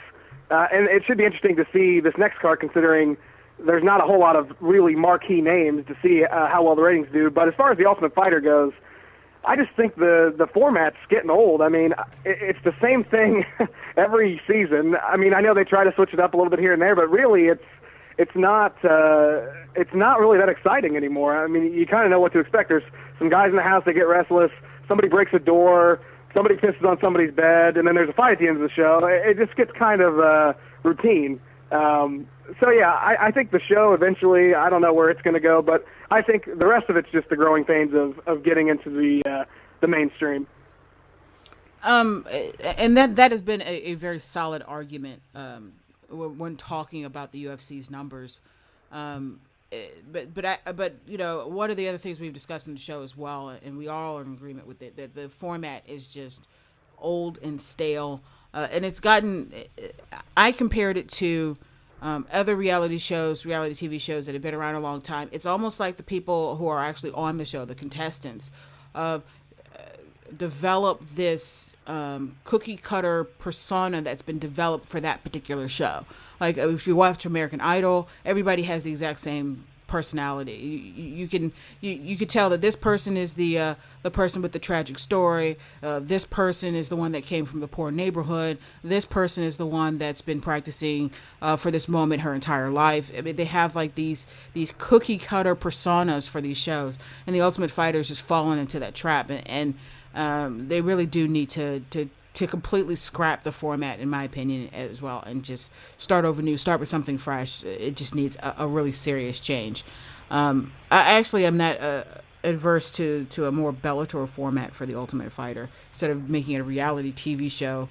Maybe the reality part could be watching them actually train in the gym, as opposed to being in the house and eating cum-filled sushi or whatever. I agree, and you know what is interesting is that Bellator is considering doing a reality show. I don't know what the format of their show would be, but they've got to be looking at these numbers and thinking, okay, maybe this isn't going to work. I mean, the UFC's got at least brand recognition as far as mixed martial arts goes. Bellator, a little bit, but nowhere near the UFC. So what are their numbers going to look like if they have a reality show that's similar on Spike? So hopefully they don't go down the same road, but I don't know. Yeah, they did come out and say that it will not be like the Ultimate Fighter, but I mean, that's like saying that the price is under $50. It's $49.99. It might just be like a slight difference in the two. I think the idea was to actually focus on their champions and the guys who are usually involved in and end up in the finals or semifinals of the tournament. Oh, okay. I like that idea. Yeah, I thought that was a better idea because they're at least they're recognizing that they don't have the star power or the brand recognition. So I think the idea was actually to maybe focus more so on Hector Lombard and Eddie Alvarez, and Hector Lombard's gone, and it looks like Eddie wants to do the same thing. So, can I just mention that on CNN.com, the main link on its page is to the Mayweather-Cotto weigh-in. That's kind of extraordinary. Huh. Like the huge picture, the avatar. It's not even a thumbnail. It's huge. Right in the center page. I think that show's going to do ridiculous numbers tomorrow night. Yeah. I ridiculous agree. Numbers. It's going to do the best numbers anything does this year. I'm actually looking at the Fox Sports website just to see what and there is a lot of UFC stuff on the Fox homepage, and by a lot I mean one really large picture in the middle with Josh Koscheck of all people. And then they have like a stationary widget in the upper left-hand corner with the Nate Diaz and Jim Miller, and it lists the fights and the time, and and all that. And I'm sure they've got stories on here covering it, but a distinct lack of promotion for this. This show got Zippo promotion, so we'll talk about that. And it needed it more than previous shows, really. Yeah, I agree. But real quick, we're going to talk about that right now. But I just want to, real quick before we do, Bellator 67 is also tonight, starting at 8 p.m. On MTV2, and I think it's worth watching tonight for two reasons only. It is the welterweight semifinal for their welterweight tourney against Brian Baker and Ben Saunders. I'm a huge Ben Saunders fan. So Ben Saunders, this is the second time Ben Saunders been in the tournament. And hopefully he actually gets past this part. I think he lost in the semifinals last year too, or the last welterweight tournament. So move past Brian Baker will be pretty huge for Ben Saunders, and one step closer to him getting a shot at the title. When we move on from there, the other fight that I think is worth seeing is their lightweight champ Michael Chandler is actually going to be fighting Akihiro Gono. Not that I think Gono has a chance, but it's I enjoy watching Chandler fight, and Chandler will be probably looking to go in there and end this fight quickly to make a statement so that people, he wants to avoid, as MMA Junkie, one of MMA Junkie's stories is putting it, the quote unquote fluke status that probably any first time champion kind of goes through. What if it was just a fluke? But Michael Chandler is going to be fighting Akihiro Gono in the main event tonight on Bellator 67. All right, so let's talk about tomorrow's UFC on Fox 3 show. It will be at 8 p.m. on Fox. That's 8 p.m. Eastern time. In one of the things we just mentioned, and I think is definitely worth mentioning, is the lack of promotion behind this. There really hasn't been a whole lot of promotion, but we talked about this briefly on Facebook. David and I did, and I thought this was worth mentioning. It does lack star power, but it has the potential to have really just amazing fights on it. So does that, and in my opinion, the past Fox shows have not lived up to that status. So if this card lives up to the status in terms of action, does that outweigh the star power that's on the card? Tommy, I just want to get your thoughts on this first. Yeah, I think it does, because, I mean, yeah, maybe the names in the previous cards were drawing people in, but like you said, I mean, the first UFC on Fox ended in 3 seconds, and then the second one, all the fights went to decision, and the main event was okay.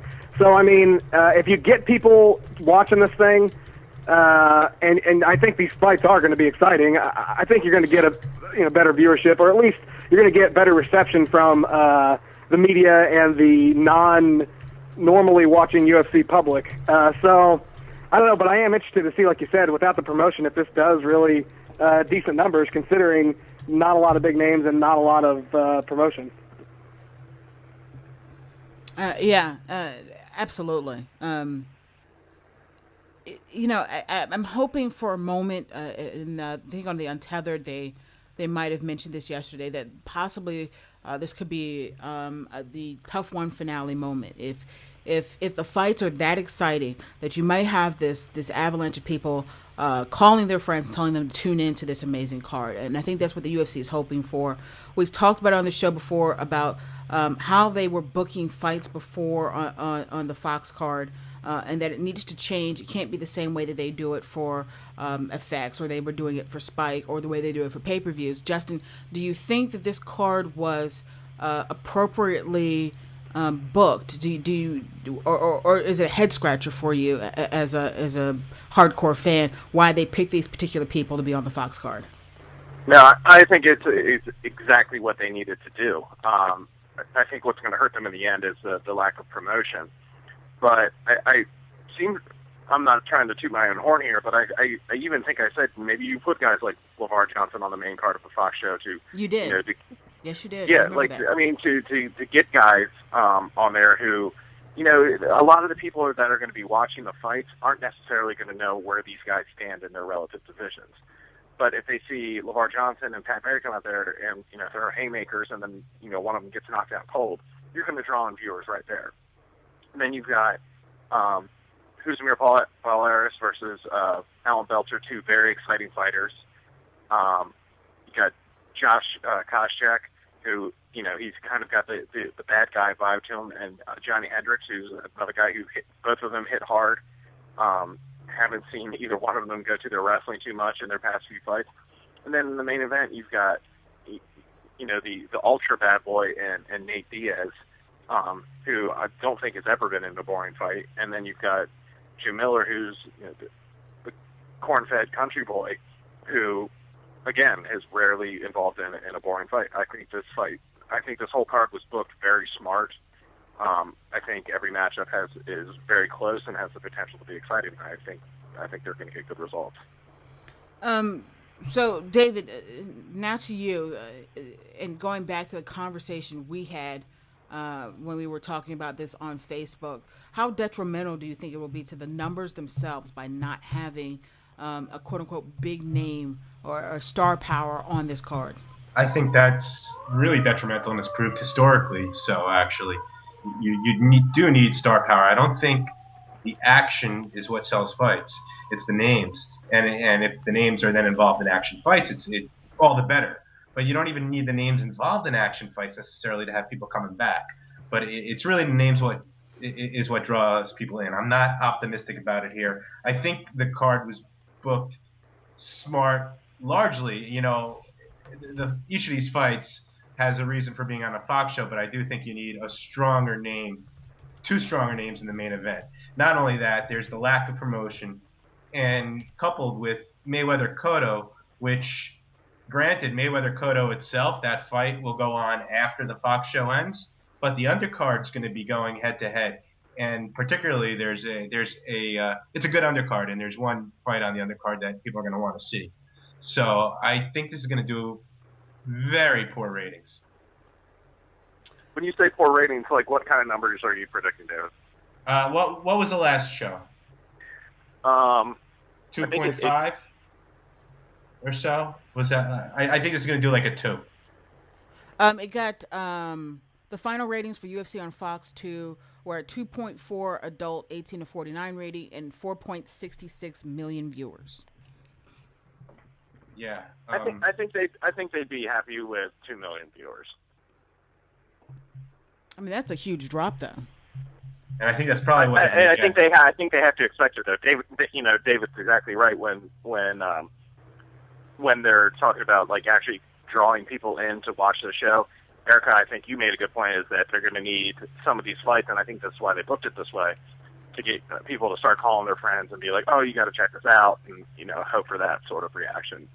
So, Tommy, what do you have a preliminary number that you think the UFC is going to make in terms of ratings for this? Like I said, UFC on Fox 2 was 4.66 million viewers with a whole slew of really boring ass fights. Not that the people knew that before they tuned in, but obviously people stuck around to watch these fights long enough to get that number. So, what are your thoughts on numbers for the show? Yeah, I really don't know. I don't know. I couldn't give you an exact number, but I do think it will probably be considerably lower just because of the fact that we said it really doesn't have any marquee names. I mean, if you're a fight fan, this is a great card if you've been watching it a lot. But if, I went up to my cousin who's never watched fights and said, "Oh, man, Nate Diaz, Miller," he's not even going to know who these people are. So, I don't think it's going to draw in a lot of casual fans. And I think that's kind of what the point of these Fox events was. The pay-per-views obviously have the big names as well, but these are supposed to get people interested in the sport and have them purchasing pay-per-views. And I just don't see people tuning in, like you said, unless something insane is happening and people are just all over social media with it. But I don't know. I think they should have had at least one big name in there somewhere that they could promote. So here I stand. Oh, I apologize for that. This is where I stand on this, and that is, I really think we kind of overestimate what star power really means. For casual fans, they knew who Rashad Evans was, but I guarantee you that somebody who may have heard of it, the ultra casuals, had no idea who he was. Same thing goes for Chael Sonnen. Same thing goes for JDS and Cain Velasquez. I think casual fans of the sport, people who know about the sport and probably seen a couple of pay-per-views with their friends or whatever, knew who these people were. But the ultra casuals have no idea who they are. They're going outside of that circle. So I don't know how much the name power really means in terms of people who off the bat have no idea who these people are. And I think with these kind of numbers that they're pulling in, they're definitely pulling in a very large amount of people who don't usually watch MMA. I think you're pulling in a very large audience of people who are watching out of curiosity. I still think that they're going to get lower numbers. I don't think it'll be 2 million. I'm going to go as far as 3 million. And you got to give me leeway, 0.2 in either direction. So, maybe like 2.8 to 3.2. That's my estimate right there. I still think that there's, like I said, a very large number of people that are watching these that have absolutely no idea who anybody is. They're just watching it because it's two guys in a cage, they're fighting, and they're using that ground stuff, and they're using that punchy stuff, and they're allowed to kick each other. I really think that is probably a large portion of the people that are watching these Fox cards, considering the numbers that they're getting. I mean, if the UFC was selling pay-per-views that were, close to that kind of number, then maybe we could say that it was mostly hardcore fans. But, I don't think that's the case at all. Yeah, I think you make a good point, actually. I agree. You're right. If you look at the pay-per-view numbers in comparison, yeah, you're right. There probably are a lot of people that are just interested and curious and tuning in because there's fights on. So, yeah, maybe you're right. Maybe it'll actually do better than I'd anticipated. I'm hoping. That's my hope. Plus, this other show's, though, got a hell of a lot more promotion. That is a problem. Lack of promotion. The promotional angle is definitely a huge problem because I watch Fox a lot, and I haven't seen any promotion whatsoever for this card.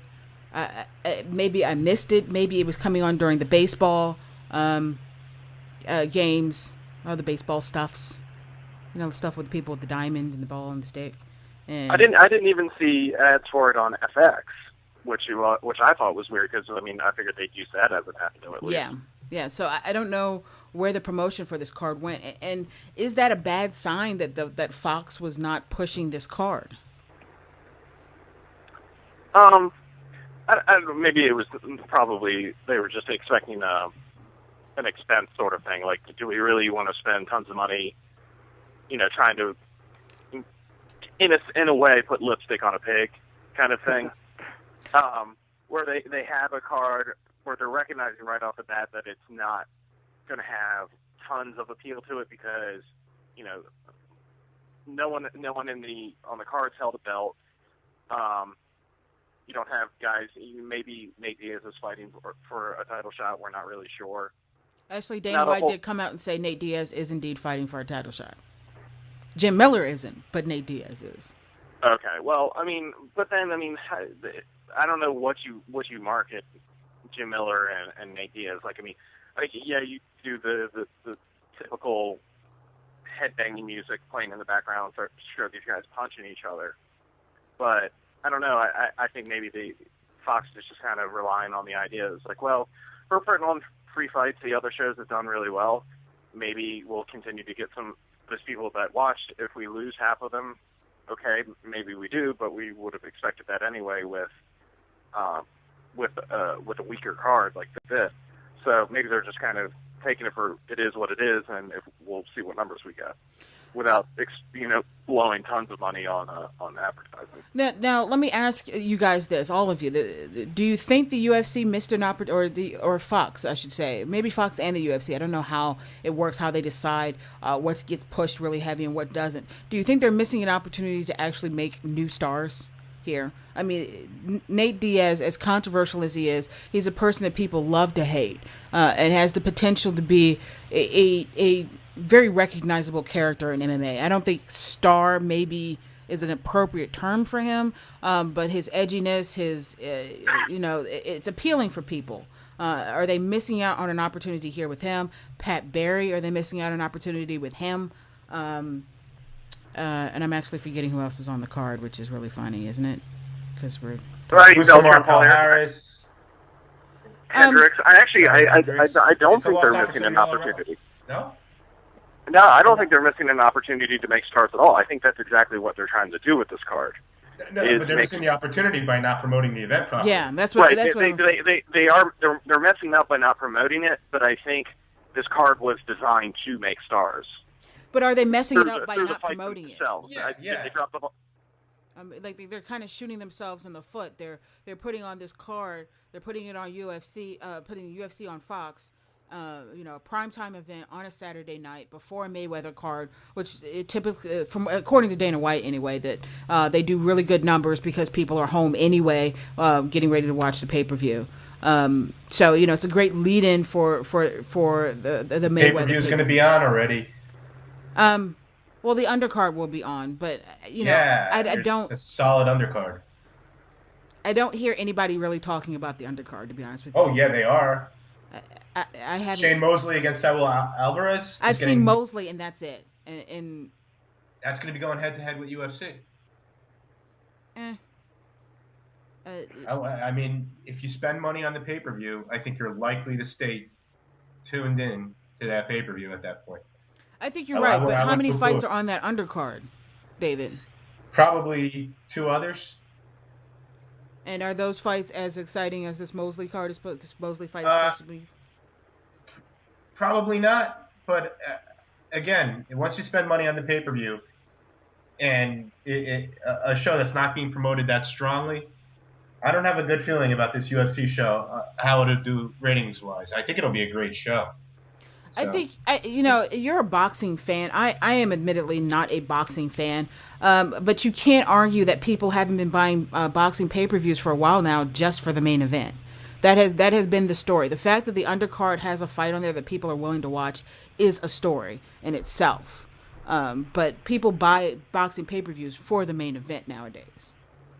Oh, I agree 100%. But I'm saying once you've bought the show, if the undercard is decent, you might just stay tuned into that, especially if you're unaware that there's this other fight card on, which I think a lot of people might be. You have a point there. And the promotion, we have to always come back to the promotion. It's just really just not great for this card. Okay, let's all right, let's move on to our prediction segment. Predictions. We're doing predictions. Really? Look, really? I do my own music, all right? Is that what we're down to now? Predictions. I thought we had sponsors and everything. We had real music before. We do have real music somewhere. I'm on complete a different violation of copyrights, I'm sure, but predictions. Why do you think she's singing her own original joint? We're doing predictions. A cease and desist letter came the other day, apparently. Predictions. All right. Oh, Lord, please stop. F you, David. F you. All right, Tommy. We're gonna start off with you. Okay. Leading off the main card on Fox. Well, real quick before we get to your predictions, there is a preliminary card on Field TV. Tony Ferguson versus Michael Johnson. John Dodson versus Tim Elliott. John Dodson's putting it on Field TV. I'm sorry. John Dodson's actually making his flyweight debut in the UFC here. John Hathaway versus Pascal Kraus. Louis Gaudinot versus John Lineker, who missed weight. But I believe they are flyweights as well on this card. Danny Castillo versus John Cholish. Dennis Bermudez versus Pablo Garza. And actually, I think the Bermudez-Garza fight will be pretty interesting. And the Dodson fight, I think we're guaranteed an exciting fight from Dodson here. But it's an okay preliminary card. But moving on to the main card, we start off Pat Barry versus LeVar Johnson. Tommy, first off, just give me your thoughts on this particular fight being on the card. Starting off this card, considering that both of these guys are coming off of very exciting wins. Yeah, I think it's a great way to kick off the card. I mean, if you're talking about casual people just tuning in at the beginning, you couldn't ask for a better, fight to kick it off, just because you got these giant behemoths that are probably somebody's gonna get knocked out, is my guess. So I think it's a great first fight for the card. And as far as my prediction goes, it's a tough one. I want to pick Johnson by KO. I mean, Barry's got great kickboxing, but he does take a lot of hits, and we've seen him get knocked out before. And Johnson's taller, he's longer, he's bigger. He had that monster knockout of Joey Beltran. So unless Pat Barry somehow pulls off that submission he's been talking about for months now, I'm going to go ahead and go with Johnson for the victory there. Yeah, Johnson hits like a Mack truck for real. He really does. And if you missed his last fight against Joey, I'm going to demand another metaphor for the next heavyweight fighter you discuss. No, okay. Yeah. You said JDS hits like a truck. Well, this was a Mack truck. Okay. LeVar Johnson hits like a pissed off Hulk. Is that okay? Since I saw Avengers last night, why not? We'll use a Hulk reference here. So Johnson hits so hard. He was fighting with Joey Beltran. Was his last fight, and he actually knocked him out on his feet. Pat Barry is one of those guys that everybody absolutely loves. He's a fun guy. He's the smallest heavyweight that they have in the UFC. But he hasn't exactly been living up to his potential. Every time he's in the cage, Joe Rogan goes on about his world-class K1 kickboxing background. It's not world-class. Don't let him fool you. He did okay in kickboxing. He has what really puts him where he is when he does finish a fight, it tends to be very exciting. Highlight reel KOs for just all around. I think if Johnson sticks to a game plan here, he'll be able to use his size and his strength 100%. I agree with you, Tommy, 100% on this. I'm going to pick Johnson to win this fight as well. All right, Justin, give us your thoughts, man. Every one of these picks that I'm going to make, I'm not super confident in, because I think every one of these fights is really close, and that's why I'm really excited for the card. That being said, I originally wanted to pick Johnson because I do think the fact that he's larger and hits super hard. It's like a truck. Definitely make it, yeah, or a pissed off Hulk. Because if he's a happy Hulk, if he's a happy Hulk, then he's just Bruce Banner, and I don't think he hits very hard. But I think Pat Barry's striking, while not maybe this K1 level that we consistently have to listen to, I do think it's more varied, and I do think it's probably better than LeVar Johnson. LeVar Johnson's very good when he can mash someone up against the cage and work in the clinch and get some dirty boxing in. Whereas Pat Barry's very good at keeping guys at a distance with leg kicks, which is, I think, exactly what he's going to want to do here. I think he's going to soften up LeVar with some monstrous leg kicks, and then eventually LeVar's going to wilt, start dropping his hands, and Pat Barry's going to hit that home run shot. I am not 100% guaranteed that that's going to happen. I think this fight could go either way, but I'm definitely leaning towards Pat Barry to win by knockout. All right, David. I can't add anything to what Justin said. I'm with him 100%. LeVar Johnson could win, but I'm going with Pat Barry. All right, Tommy, it's you and me. It's you and me against the world, apparently, picking Johnson to win this fight. All right, so next up on the card, we have Alan Belcher versus Husamar Pilaris. Pilaris is well known for his ability to hurt his opponents with leg locks. I mean, that's maybe it's not that smart to have this fight on the card. Like, if he injures Belcher on national TV, it could look kind of barbaric. Well, I think people are kind of attracted to barbaric. As bad as they talk about it, I think they're like, oh, that is awful. I'm gonna watch it, but it's awful. Sponsors aren't necessarily, and I mean, it can't be any more or less brutal than what the UFC's done in the past. I mean, if you're a sponsor now, I better put Family Guy on so I can hear dick and fart jokes. I know, right? Oh, dick and fart jokes are really funny, though. Anyway, so Belcher made his way back to the UFC after being out due to eye injury. Actually, he had surgery on his eye. There was a potential for him to not return at all. And here he is back. He made his debut back against, I believe it was Patrick Cote, wasn't it? Jason McDonald. Jason McDonald, no, yeah. his debut back was against Patrick Cote, who he beat by a rear naked choke. His next fight was Jason McDonald, who he beat in the first round via punches. and now he's facing Husmar Polaris. Tommy, give me your thoughts. You know, a lot of people I think are underestimating Belcher. Do you think that Husmar Polaris is going to be able to do what he wants to do, which is get a hold of his leg? Do you think he'll be able to accomplish that in this fight against Belcher? Well, of all the fights on this card, this is the one that I think is really a toss-up. It's tough to say. Paul Harris has got crazy submission skills. He's demonstrated that. 10 out of his 14 wins are from submissions. He's a black belt in Brazilian Jiu-Jitsu, but so is Belcher. And he's only lost to high-level guys. He lost to Dan Henderson and Nate Marquardt. So I want to pick him, but at the same time, Belcher earlier in his career was not as impressive to me, but as of late, especially that win over Jason McDonald, oh my God, he just pummeled him. But I think he's improved a considerable amount since his early career, and he's healthy now. He doesn't have any more eye problems. He's on a 3-fight win streak, and he's got the best tattoo in the history of ever. So I'm going to go, again, it's a toss-up, but I'm going to go with Belcher by a TKO.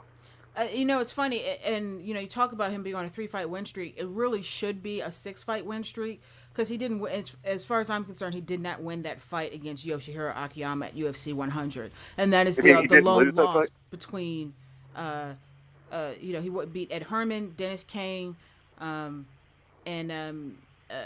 he lost a split decision to Yoshihiro Akiyama at UFC 100. I really thought Belcher won that fight. He beat Gouveia, and then, like I said, Cote and McDonald. So I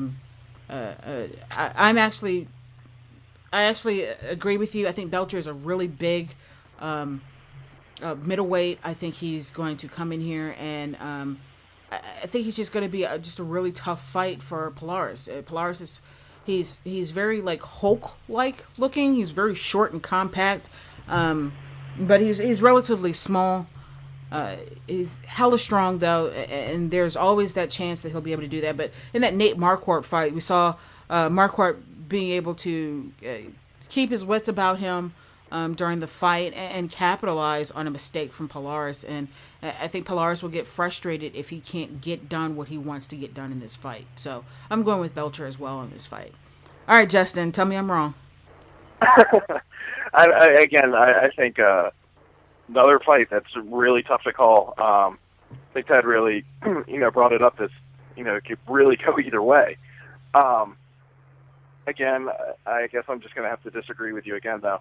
I do like Alan Belcher a lot. I do agree that he definitely won that fight at UFC 100. But I don't. The thing about Belcher is that there are some times where he just impresses the hell out of me, and there are just some times where I just don't think he's thinking correctly, or his fight IQ isn't quite there.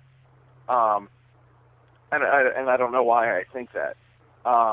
I think Belcher's going to be the better striker, but I think Paul Harris's striking is underrated. And that same thing to be said about Belcher's grappling. I think he's a fantastic grappler, and I think it's underrated, whereas he's going in there with probably the best grappler at 185. I think this is going to be one of those situations where we're going to see a fairly, I think Belcher's going to, start getting points on the feet. He's going to get too comfortable, and all it takes is a very small mistake with Paul Harris, and then you're caught in a leg lock.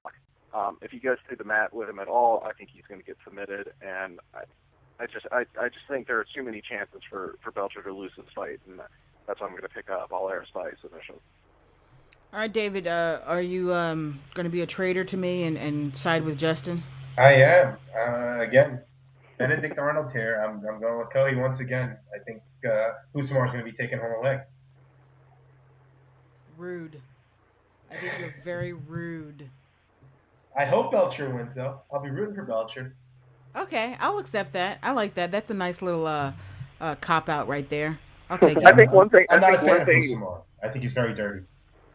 Well, I think one thing to note is that Paul Harris has been seeing a sports psychologist, and I think that shows a nice recognition of the fact that he was making some really weird choices and hurting people and that sort of thing. So I think that he deserves at least some recognition for at least seeing that and going to get some help. And I think someone like Husmir Paul Harris with their head on right, I think is an extremely dangerous fighter. Okay. I mean, I can agree with that. I still think that Belcher's size is gonna pose a problem for Pilares, but we'll see. I think it's gonna be a good fight no matter what. All right, so the co-main event of the evening is a fight that I'm really looking forward to, and I actually ran into Johnny Hendricks while I was out in Omaha for the UFC on Field TV 1 card, and the only thing I said to him was, please knock Josh Koscheck the hell out. Instead of, will you do our show? Well, I felt like that was more important. But Hendricks is coming in here off of a really impressive victory over John Fitch. You know, John Fitch came into I think he was definitely the favorite going into their fight against Johnny Hendricks. And literally within the first minute, Johnny Hendricks starches John Fitch with an overhand, I believe it was an overhand right, and put Fitch out cold. He's facing a Josh Koscheck, who is really seen as being the bad guy in the welterweight division. You know, Koscheck is getting a little up there in age. He's had his title shot. He did Bubkiss with it. Tommy, what are your thoughts on... Bubkiss? Did you call it Bubkiss? Yeah, I called it Bubkiss. Why? Should I not call it Bubkiss? That's okay. All right. I was waiting for you to say that's our word. That's not your word. That's our word. Tommy, where'd you get it from? I watch a lot of TV. What can I say? All right. Tommy, what do you think of this fight? Okay, well, this is one of those fights where my heart, I mean, I cannot stand Josh Koscheck as a human being. I mean, if you ever watch my show, I make fun of him all the time. But if I'm actually making a pick, though, who I actually think will win, I think I'm going to go with Koscheck, and let me explain my reasoning here. They're pretty much the same person, just at different points in their careers, in my opinion. They're both really great wrestlers. They've got a lot of high-level wrestling experience. They both have decent hands. I know Hendricks got that really big KO over John Fitch. And I'm not saying that was a lucky punch or anything, but I mean, his hands haven't been that impressive other than that fight. I'm not to say they were unimpressive, but they weren't like, you know, these monster knockout blows all the time. I mean, to even prove my point more, their one common opponent was Mike Pierce, and they both won that fight by split decision both times. So I really think they're kind of the same person, but the difference is I think Koscheck, well, he has a lot more experience against high-level fighters. He's only had losses to, I mean, other than the Drew Pickett loss, pretty high-level fighters. He's only been KO'd once. He's used to fighting good strikers, and that's why I think he's going to get the win. One thing I am interested to see, though, is how Hendricks reacts to Koscheck being a douchebag during the fight as well. But I'm going to go ahead and go with Koscheck by decision, unfortunately. Oh, wow.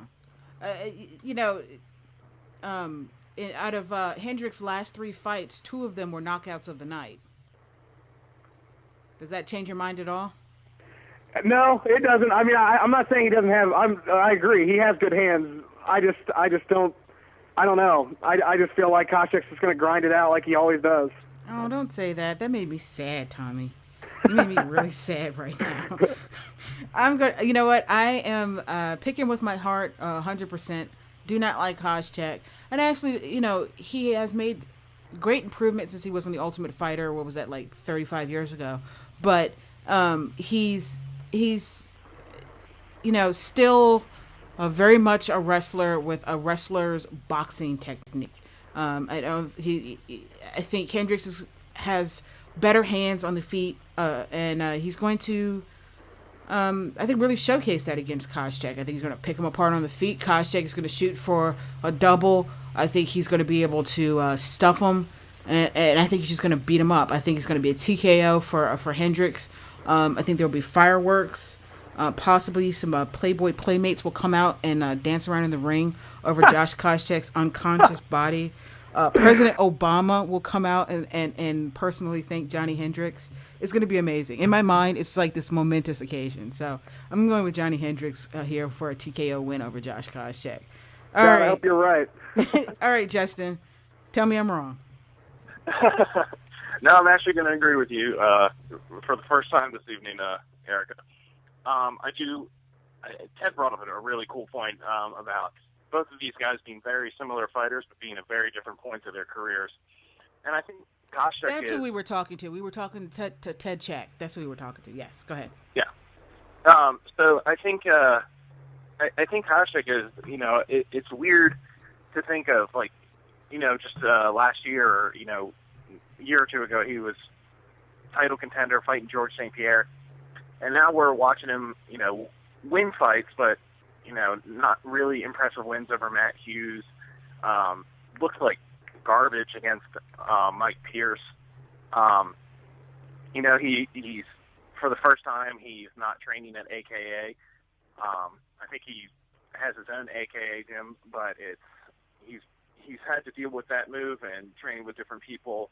I think he's bringing in some of his original training partners, but the transition just seems to be, at a time in his career where he's starting to fade a little bit in terms of speed and talent due to his age, and then to make a pretty big move like this and to deal with that sort of emotional toll. I'm not sure if that's going to have a real great effect on him.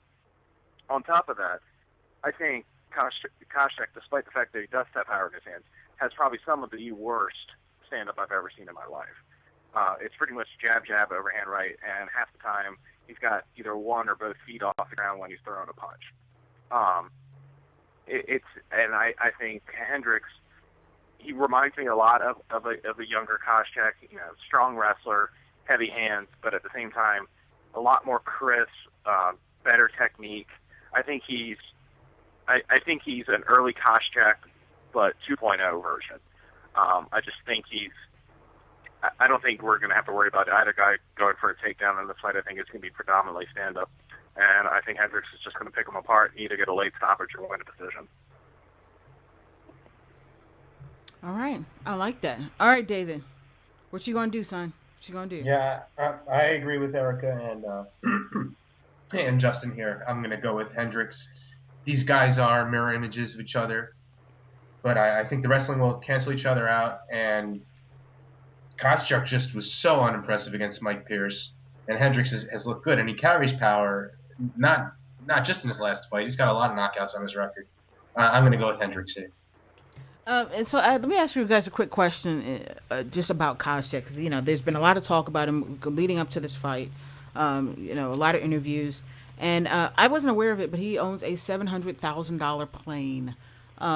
And one of the things I think we saw with Forrest Griffin, as he got along in his career and he figured out how to make money other places, his drive to actually be a top fighter dropped significantly. Are we seeing that with Josh Koscheck? I don't know if we're necessarily seeing that. I mean, if they can find an avenue where they can make money and not get punched in the face, I think they're going to go that route.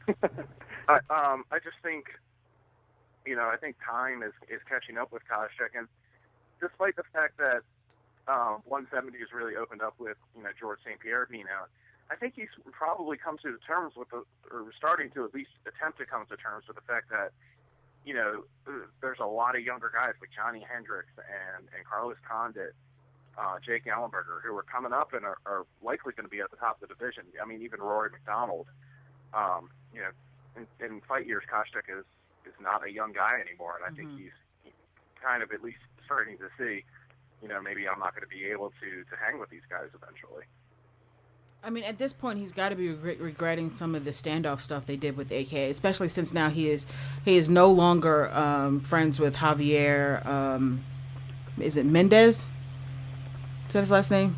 He's the lead coach at AKA, and they are not seeing eye to eye now. And he's since left there, started his own division of AKA, which I thought was kind of weird, but.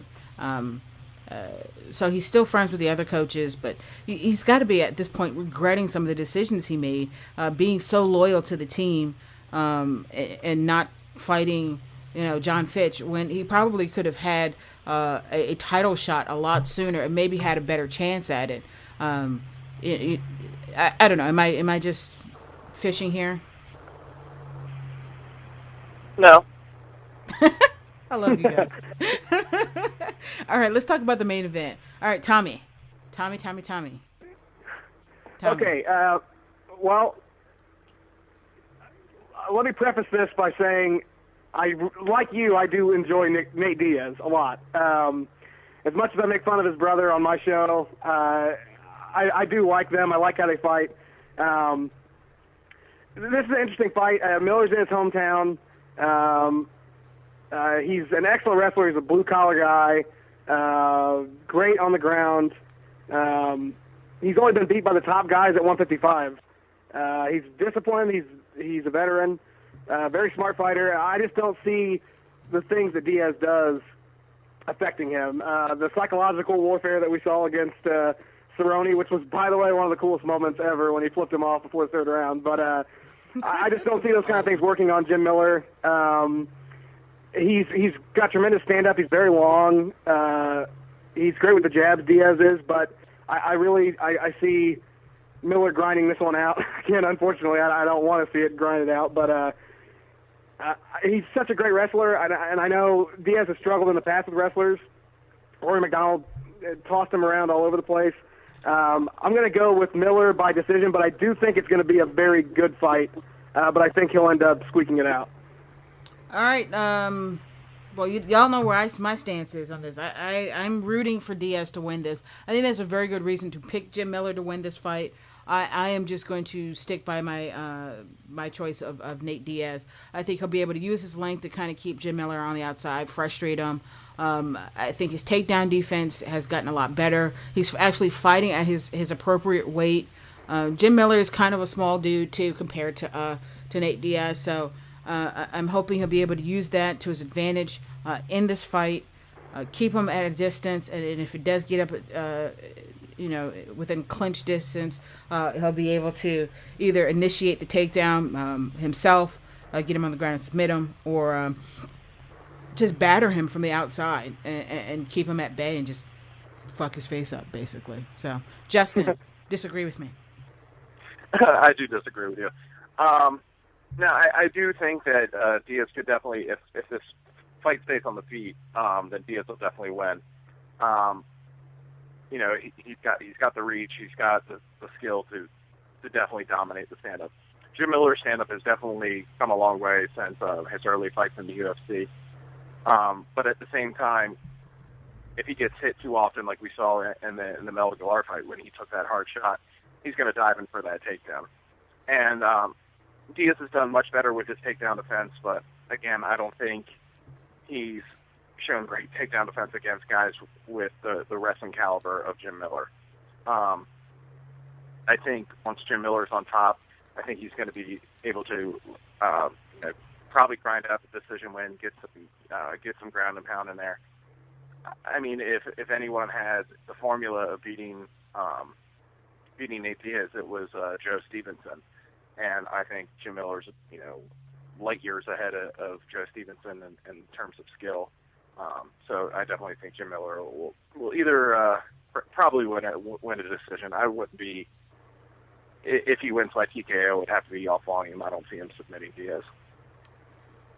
All right. Let's go with it, Wolf. Yeah, well, I think Nate Diaz is light years from when he fought Joe Stevenson at this point. He's looked incredible his last few fights. I'm going with you, Erica. I'm going to take Nate here. He does probably need to keep it standing up, but I wouldn't discount Nate's guard and Nate's ground game and his ability to fight off his back. It's another close fight. All these fights are really close, but I'm taking Nate. I don't know if he'll finish the fight, but I think Nate's going to win this fight. All right, and so those are our picks for UFC on Fox 3. I'm actually really super excited about tomorrow night. And again, the card starts at 8 p.m. on Fox. The preliminary card probably starts around 6 on Fuel TV if you have it. So I'm speaking to all 4 people out there who actually have it. As a matter of fact, two of them are on the air right now. Yeah, as a matter of fact, I was looking at, I was thinking about switching to like Dish Television. I have since decided against it because there's the problems that you can have with it. Like if we have a storm and our TV goes out, like it might turn into battle royale in my house. So I'd much rather pay a little bit extra. But anyway, they offered Fuel TV in HD, which I thought was like a unicorn or something. Like somebody claimed to have seen it, but nobody else has. And apparently, the Fuel does come in HD somewhere out there. So, just letting everybody know it exists. So right now, David is going to actually talk to us a little bit about the Mayweather and Cotto fight. We talked about it a little bit earlier.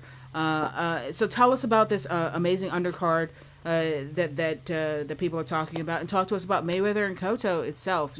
What do you think of this fight? I mean, do you think Cotto even has a chance against Mayweather? I don't, and it's more interesting undercard than anything else. Specifically, the fight that everybody's looking at, which is Saul Alvarez, who's I think 21 years old, against Shane Mosley, who's 40 now and pretty much washed up. So this is just to see where Alvarez stands. He really has to look impressive against Mosley because Mosley's finished at this point. But that's a big fight, a really interesting fight, because Alvarez is he's probably a bigger star than he should be based on the opponents he's faced. But the main event is Floyd Mayweather against Miguel Cotto, and this pay-per-view I think is going to do gangbusters. It's going to do a lot of business, but I mean, I'm not that interested in this fight, but I really have to say that aside from the Pacquiao fight, I don't think there's anyone that would really interest me against Mayweather. And really, I don't think Pacquiao would be that competitive against Floyd either. But Miguel Cotto has been in wars. He was in a war with Antonio Margarito before their rematch, where he took a huge, huge beating, with Margarito having most likely loaded gloves.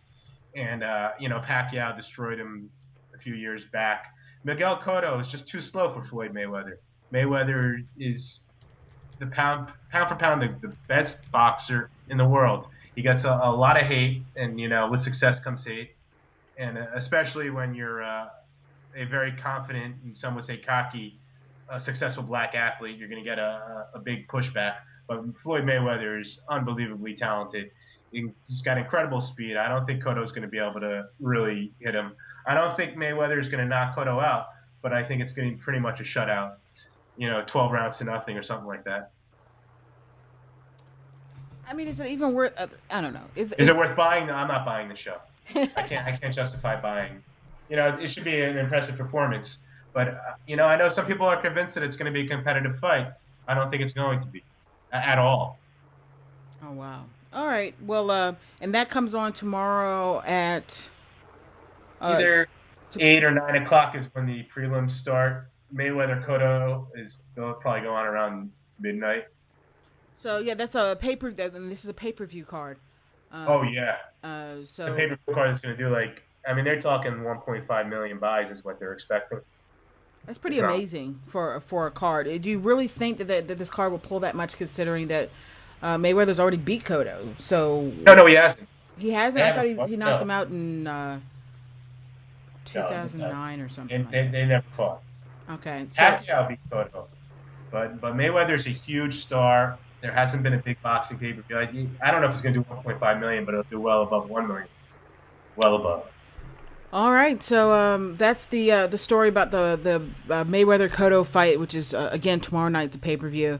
The UFC on Fox 3 card is tomorrow again on Fox at 8 p.m. And the undercard should be on Fuel around 6 tonight, 8 o'clock. Here, not too distant future, we have the Bellator card, and then the Ultimate Fighter again comes on tonight on FX. So, I guess if you want to watch some pretty formulaic reality television that ends with a live fight, tune in tonight on FX at 10 o'clock. Of course. Well, DVR and tune in at 10:20. Yeah, that's kind of what I've been doing lately myself. I really want to thank Tommy Toehold for coming on and patronizing our goofiness on the show. We had a lot of fun having you on here. We hope that you decide to come back on and play with us some more. Yeah, it was a lot of fun. I really appreciate you having me on. Thank you very much. Not a problem. And you can find Tommy on Twitter at Tommy Toehold. You can also watch his videos on his YouTube channel, which is youtube.com/Tommy Toehold. We have Justin Cohee's Twitter at Justin Cohee. You can follow and tweet the Fanatics at FanAddicts MMA. Hashtag the Wolf if you want to pass a message on to David, because since he refuses to get Twitter. We are on no Facebook. Messages since last week? What's going on? I know. Nobody cares, David. I think that's what it boils down to. That's the only conclusion I can reach. And I'm very sad. We're on Facebook, facebook.com/FightFansRadio. No messages to my non-existent Twitter account. What the fuck? You need to get a Twitter account, man. That's the shit.